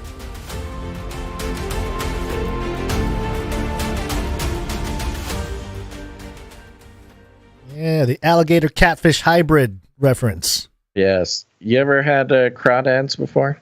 I don't know. I don't think Barbaric. Barbaric. Is it barbaric? Barbaric experience. I've never actually done it, but I've been around as it happens around me, and it you got to really want to stay alive to eat some crawdads. Somebody in the chat said James O'Keefe nicked your views. I don't know what that means, but James O'Keefe stepping away from Project Veritas, that is a news story. And I don't think he stole any viewers from us. So yeah, I don't think he would. Yeah. He would never do that to us. Yeah. It'd be tough Close to infiltrate personal friend, James O'Keefe. All right. Thank you to all the producers who came in with their talent. We really appreciate all of you. It really does help out in creating the culture behind the community here at Canary Cry. Yeah, very important. And if you're a creative person, no matter what you do, create something for the show, go to canarycry.art, submit it to the show. We'd love to feature it. canarycry.art. It's your way of putting the value back in the value.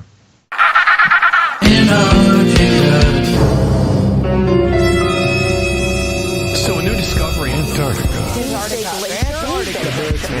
Clearly on the bottom of our planet. Advanced Antarctica. Climate crisis. Penguins. Speaking of barbaric, express.co.uk, the headline, it changed. The headline changed. It did not used to say this. It used to be Ernest Shackleton's something, endurance, survival, explorer or something. What did he eat? But now it's more specific. Dogs, penguins, rotting pony meat. The food Ernest Shackleton and crew ate to survive. Yikes. I think we have an origin story for the penguin pineal glands. Sure. I think Sir Ernest Shackleton discovered that you have a whole trip when you eat some pineal gland, some roasted pineal gland. That's right. And for those who don't know, I mean, of course, our listeners are now almost experts on the history of Antarctica as well as the science. But we learned Sir Ernest Shackleton, one of the most famous Antarctic explorers, if not the first and only famous one. They recently found his ship that had sunk to the bottom, and also some weird connections with this guy. Yeah. And a lot of things going on in the world. But in this case, of course, you're going to get stuck in Antarctica. You're going to eat some penguins, Gonz. But the problem is, once you get the thirst for penguin blood, nothing else will quite sate your thirst. Then the real deal. You need the penguin pineal glands for sure. Yeah.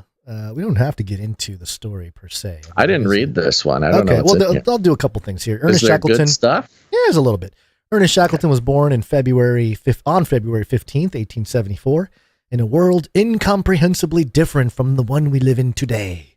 Oh, so profound. Here, speaking exclusively to express.co.uk, Alexandra Shackleton, the explorer's only granddaughter, detailed some of the bizarre food her grandfather was forced to eat while he traveled across the globe in some of the most disastrous conditions ever encountered.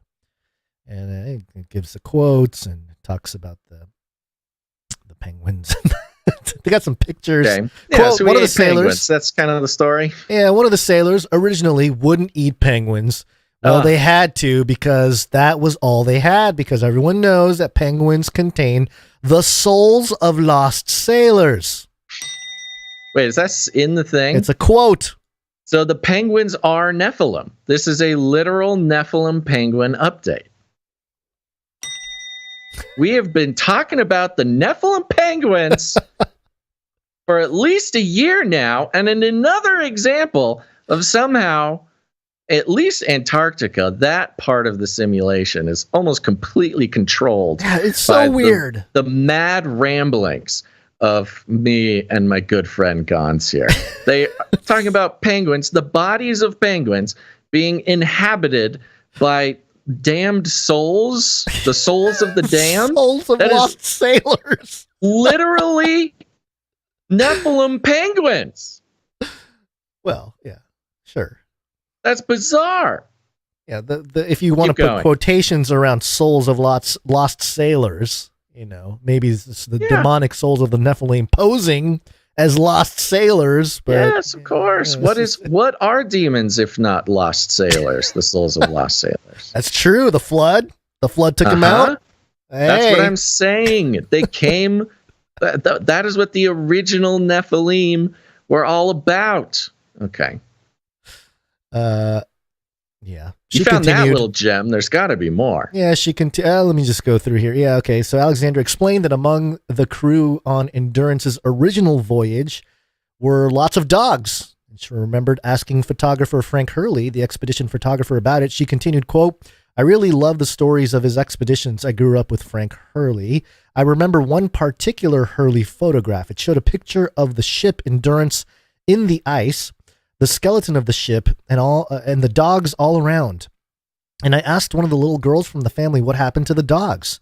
And the grown-ups would never tell me until I found out eventually when I was old enough to know. Yes. They ate them. Yes. These savages. Shackleton was a savage. Dogs. It is unsurprising that the Endurance crew would ultimately opt to eat their canine companions as starvation set in, but the food could also bring with it its own issues. Frank Wild, Shackleton's second in command on Endurance, his name was Frank Wild, was among the you're my number 2, Wild, was among the crew who succumbed to the brutal realities of eating food that was often decaying and not fit for human consumption during their adventures together on Nimrod. Yep, exactly. The first of Shackleton's 3 successful expeditions of the Antarctic, Wild became sick, leading Alexander's grandfather to make a shocking decision to save his number 2. Quote, Frank Wild was the number 2 of the expedition, had terrible diarrhea after eating rotting pony meat, which was all they had to eat. Happened. And while Wild struggled back on the painful... And while Wild... my gosh, that is hard to say. And while Wild struggled back on the painful struggle to the ship Nimrod, Wild wrote in his diary, "Before breakfast, Shackleton gave me his only breakfast biscuit secretly and told me he would throw it away if I did not take it. No one will ever know what that meant to me. Thousands of pounds would not have brought me that biscuit. Now my grandfather didn't even mention it in his diary. It makes me very proud." Wow. Shackleton, granddaughter. What a good guy. Yeah. We had talked about his ship Nimrod. Yeah.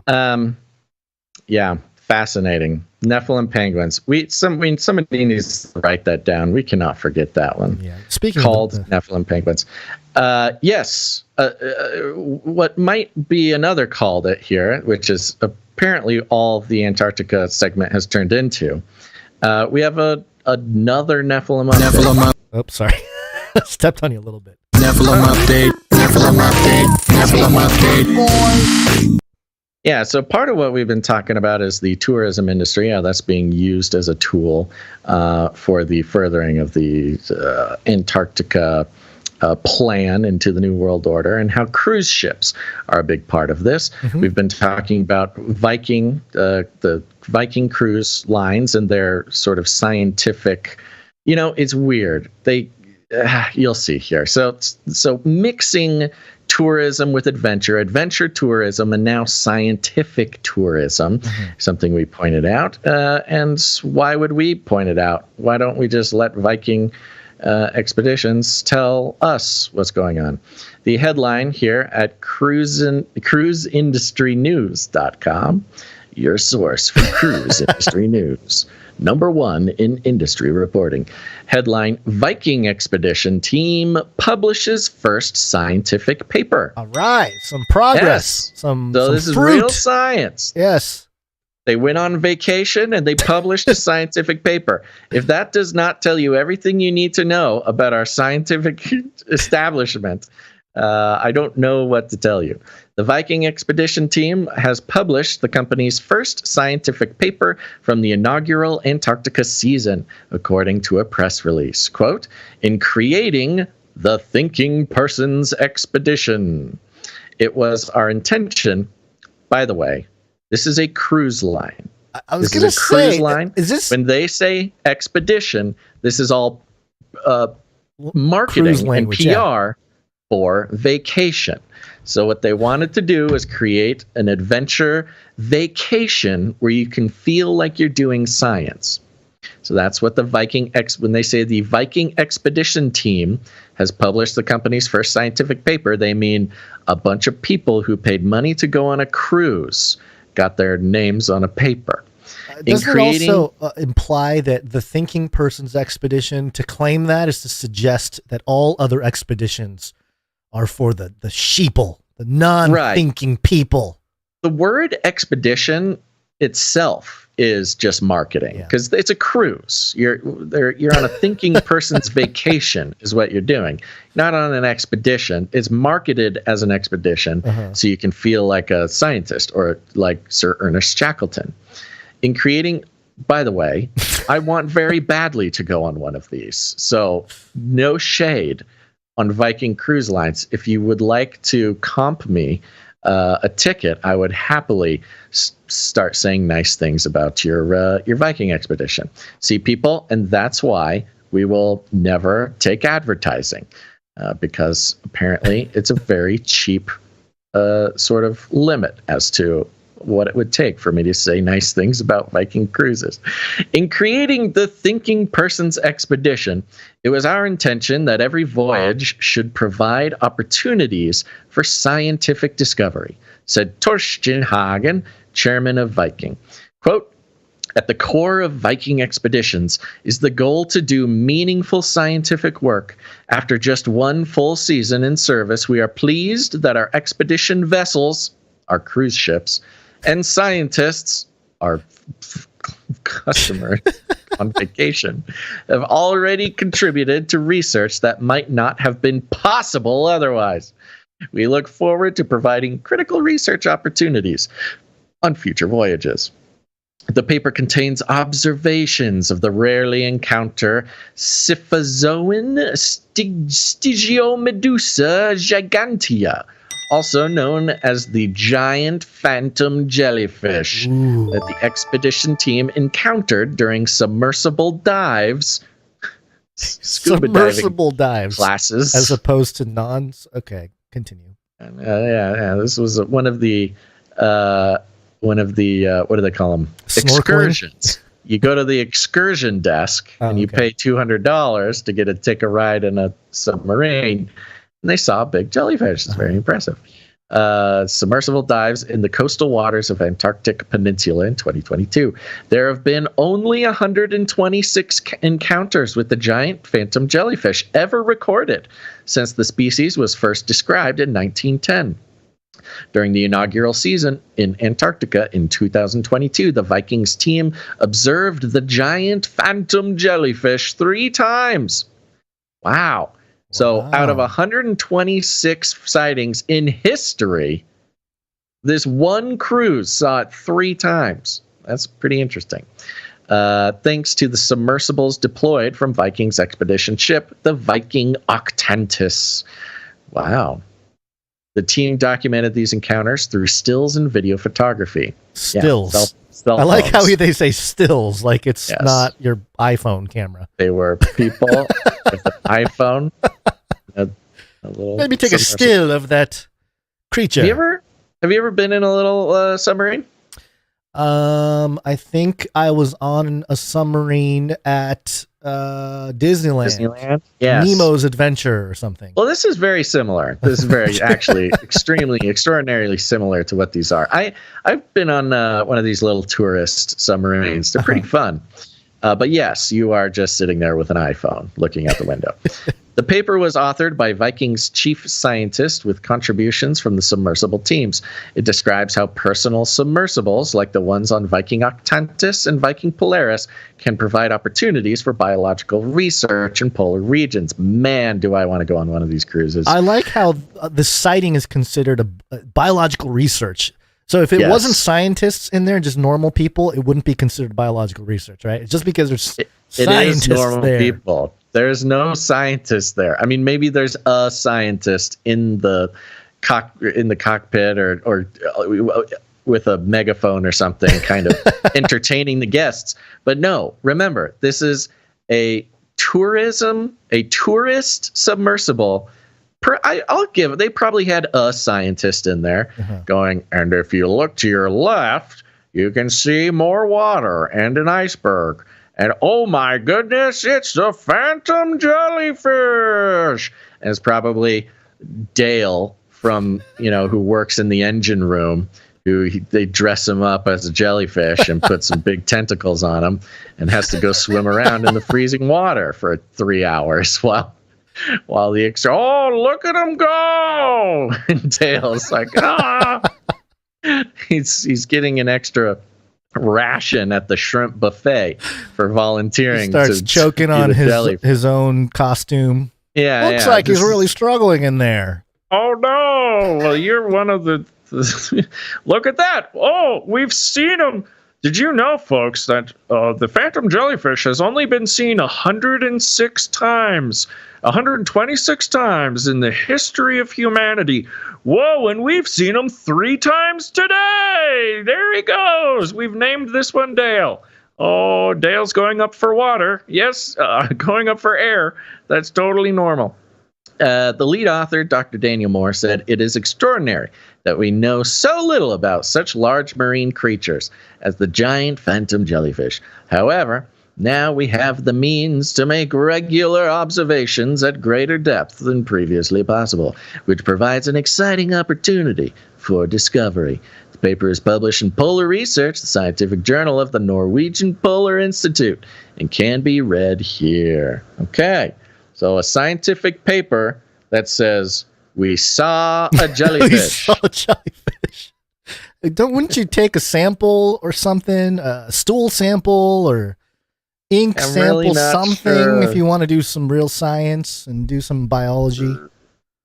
Really not sure. Wow, you can go check this. They have a download counter for this polarresearch.net. And this has been downloaded 419 times this month. Oh. It's popping off. Yeah, so there you go. Now, how does this fit in? Well, this fits in because, of course, Antarctica is used as a sort of a puppet geography, where since it is so remote and it is so sparsely populated and has such high degree of friction getting down there, that we've seen Antarctica be used and abused for scientific purposes. Not that people are blowing it up or something necessarily, although that has happened and will happen again, but that it almost does not matter whether good science is being done or not in Antarctica. It's not about the science. It's about the messaging that can be communicated. And we saw this right when, at the beginning of 2022, end of 2021, when cruise lines basically decided altogether that Antarctica is the next great frontier in cruising. And it's done under adventure or scientific tourism. And this is a pretty good draw. This is good PR. If you go on a vacation, go on the submarine excursion, and you can call yourself a scientist. Well, you get to kill two birds with one stone. You get to tap into the tourist market, but also, if you look at this abstract from the paper here, it talks about how waters below 50 meters remain underexplored on the account of difficulty of access, financial barriers, yes, and relatively few operational platforms capable of deploying to such as that. Status symbol. Yes, so literally the funding they can get, great PR. We'd like to study more about these giant octopus or other creatures yet to be discovered. It's great, a great pitch to get some more money for the cruise line there. The Viking yes, exactly. And the tourism, is a status symbol because it is still quite expensive to go to Antarctica in any form or fashion. We saw the status symbol. Celebrities reinforced, yes, with the celebrity cruise that we covered, I think, last episode. And so, this is a great example where you can pay a bunch of money, feel like a scientist, and get to be one of the puppeteers of the use of the geographical puppet that is Antarctica, which then. What was the organization? There's an organization, I believe it was the Bob Swan organization, where their goal is to bring people to Antarctica to make them Antarctic ambassadors. And they claimed that anyone who goes to Antarctica becomes an Antarctic ambassador and a representative of the scientific sort of narrative that Antarctica is melting and climate change and humans bad, and you go home and you passionately make this, the thing that you talk about at dinner parties every single time, and you become the annoying Antarctica guy because you're sort of you've been knighted almost as an Antarctic ambassador. Become an ambassador. Yeah, it's a broad. That was like a story last year, I think, at some time. I wish I could remember what the organization was. But that was kind of the whole point. We want to get as many people down there so they can become the mouthpiece of what is basically the Antarctic conspiracy. Which is takes and manipulates the science and even angers Antarctic scientists. So, Viking expeditions, call me. I want to go. I want to see Dale dressed up like a squid. I want to be a scientist. You're not convinced, huh? You think that's just Dale? I think it's Dale, but I got to see it to believe it. Risk your life to see Dale in a costume. Yeah. Good stuff. Good use of your time, energy, effort, and life. Yeah. All right. Well, you got anything else? That's it. I'm okay. I'm spent. All right, everybody. Thanks so much for leaning in and making it through this episode. We appreciate it, and we appreciate all of our producers. With your time, your talent, your treasure, whatever you do, we appreciate your participation in keeping this show going. We couldn't do without you. Of course, we had our executive producer coming in, making sure that this whole thing was possible. We appreciate it very much.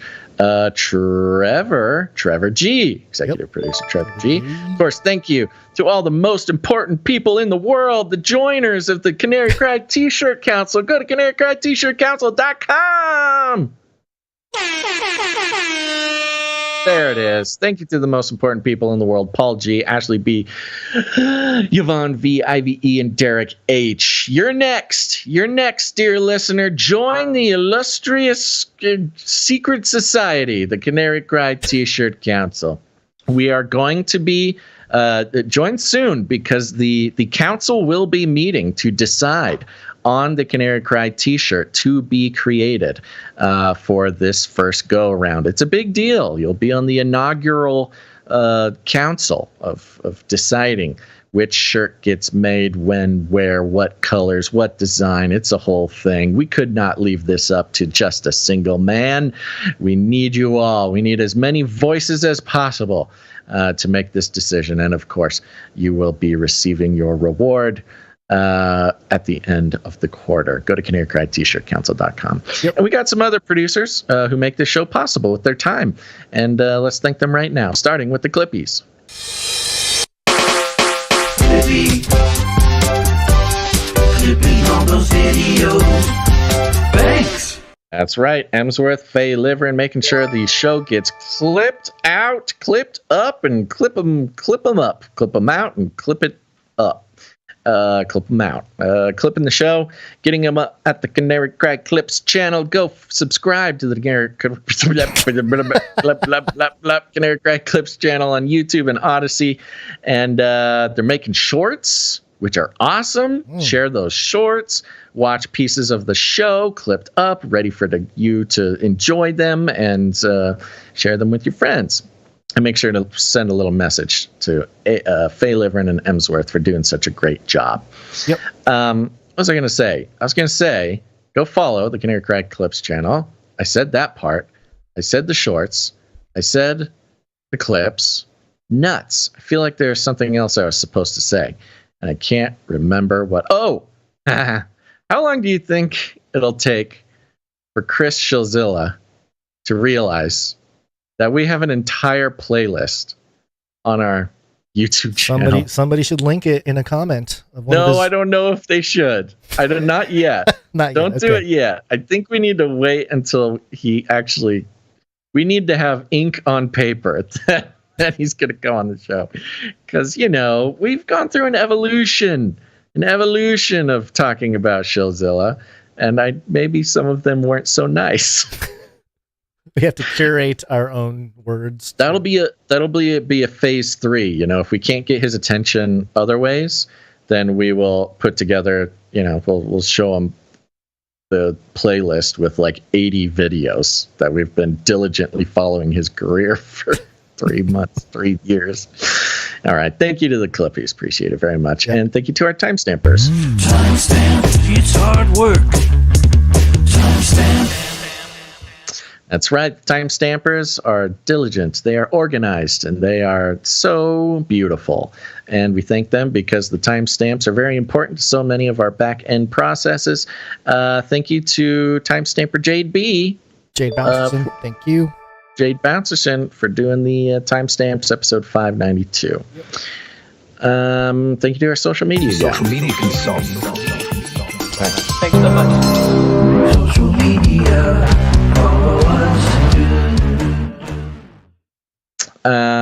Yes, Dame Miss G, the OV in the Deep Rivers, making sure the art gets up on the social media. Thank you very much. We have a potential TikTok producer. Ooh, finally, huh? Finally. Waiting to hear back. Well, let's not get ahead of ourselves.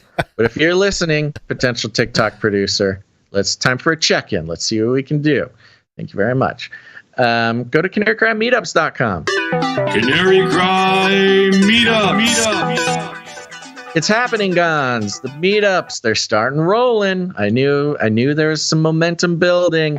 We've got another meetup. But first, let's take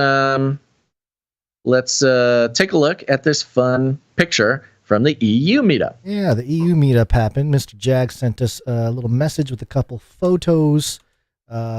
What happened to and the they photos? were very fun photos. The message wasn't necessarily an exciting one for air, but it says, "Hi, Gonz Basil, meetup happened. This time, although only one person showed up, hey, you know what? Where two or more are gathered in Germany, there shall Canary Cry be." Showed up, but still it was great. It was a great meetup and planning more for the future. Mr. Jag. Thank you very much, Mr. Jag. Really proud of you guys.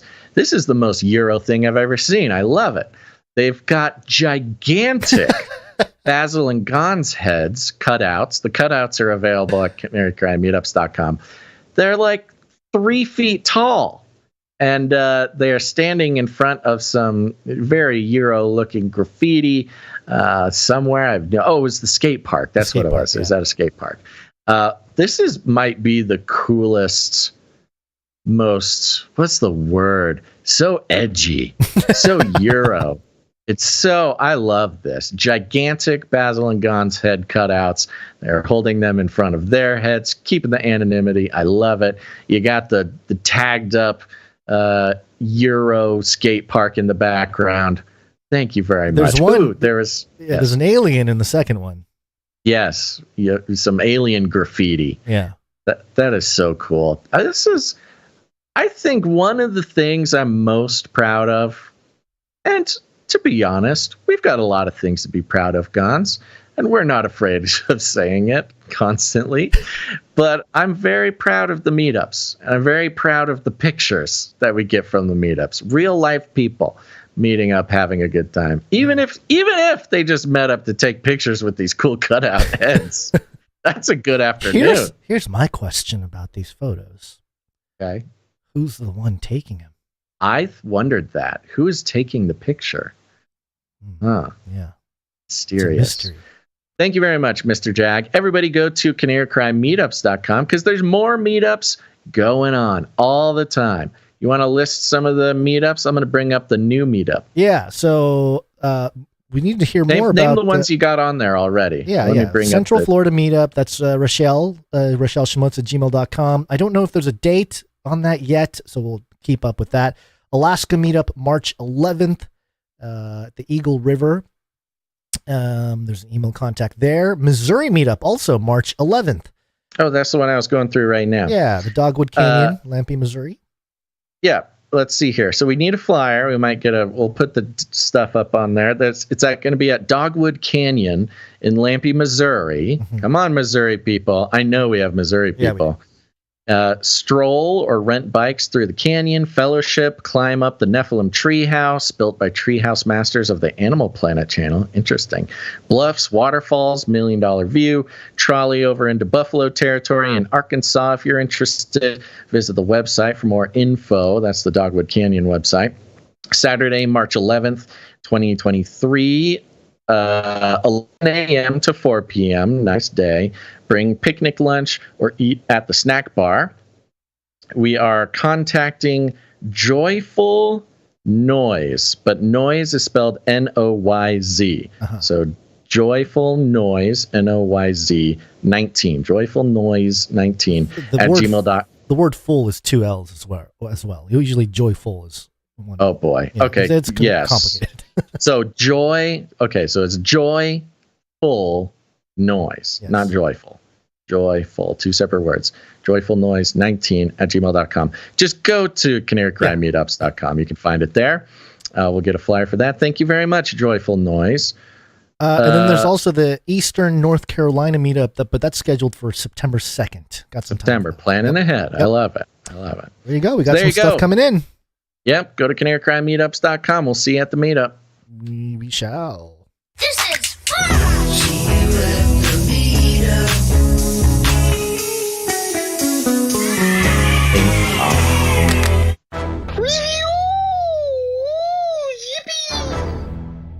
Howdy, neighbor. Wouldn't you leave a review at canarycrynewstalk.com? Nope, don't leave it there. Head on over to Apple Podcasts.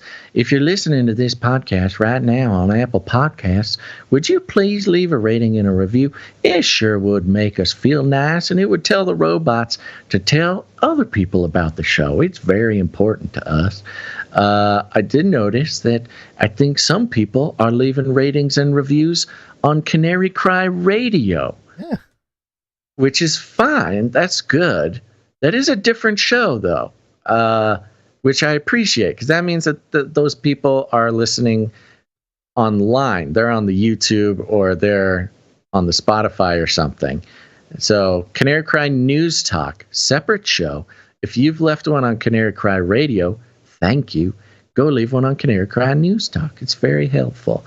I had someone make an offer about doing some sort of giveaway in regards to ratings and reviews. So stay up on it.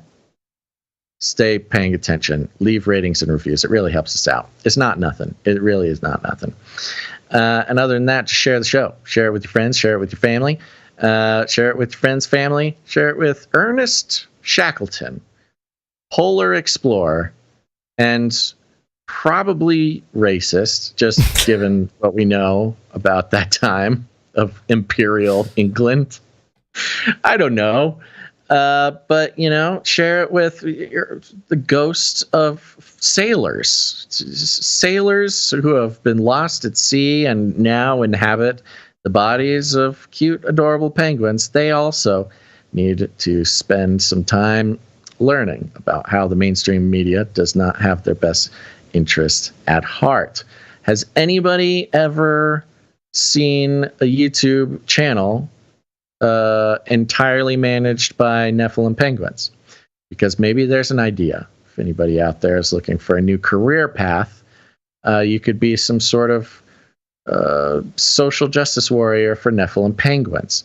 And if people ask you why, you say, I care because of Canary Cry News Talk. Canary Cry cares. Well, gotta go get that URL now. Hold on. It's our now every episode segment where we have to purchase some domain. What did I say? Canary Cry cares, right? Okay. I love the Great Reset. Cry. Do you think .care is a thing? Canary Cry .care? Canary Cry .care is now in our shopping cart. I know exactly what to do with this one.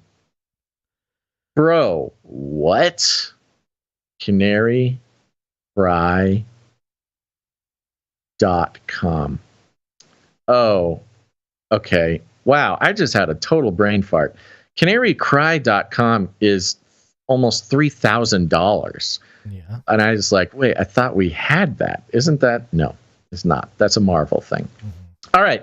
CanaryCry.care is now a URL that we own. So stay posted. Stay up to date. Stay frosty. And if you need any more instructions, folks, we call it rattling cages. And all you got to do is walk right up to him, grab him by the cage, and then you shake it. The end of the world occurred pretty much as we had predicted. I want to shake things up, stir up some controversy, rattle a few cages. Hey, stop that! You'll never silence me. I'm the last angry man, a crusader for the little guy. Leave the bird alone. Never. Rattle a few cages. Rattle a few cages. The human race will have every opportunity to improve.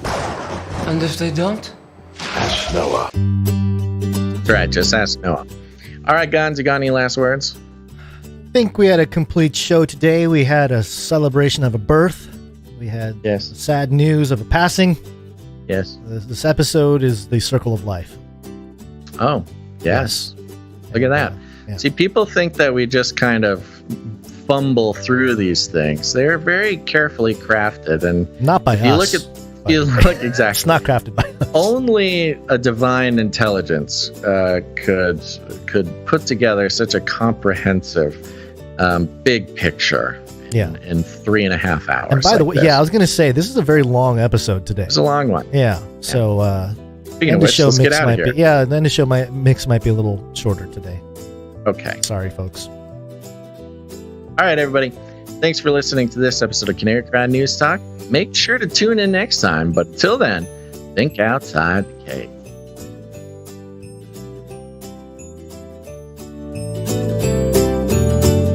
Feed him more. It will kill. We're all gonna die. This is the way. I'll keep you warm and safe in my people's zoo.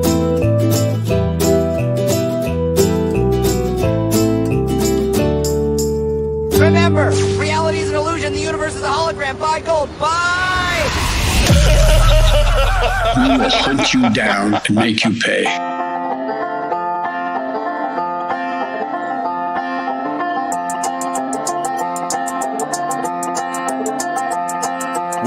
news of the day gets to feeling like a maze. It's okay, don't be afraid if you don't know what to say. Canary, cry awaits. When your brain's in a haze and a headline days, come on, to head my way, I can help you out the cage. Canary, cry awaits. Canary, cry awaits. Oh, canary, cry awaits. Oh, the world's changing every day, each and every way you turn. There's another thing to learn. Reading in between the lines, thanking Jesus for our lives and eyes to see His glory shining like the sun. Run the race until it's done. Come on, everyone. Canary, cry awaits. Oh, canary, cry awaits. When your brain's in a haze and a headline days, come on, I had my way, I can help you out the cage. Canary, cry away. Armageddon's on the way. And in the wilderness, where you have seen how the Lord your God carried you, as a man carries his son, all the way that you went until you came to this place. Even to your old age, I am He, and to gray hairs I will carry you. I have made, and I will bear. I will carry, and will save.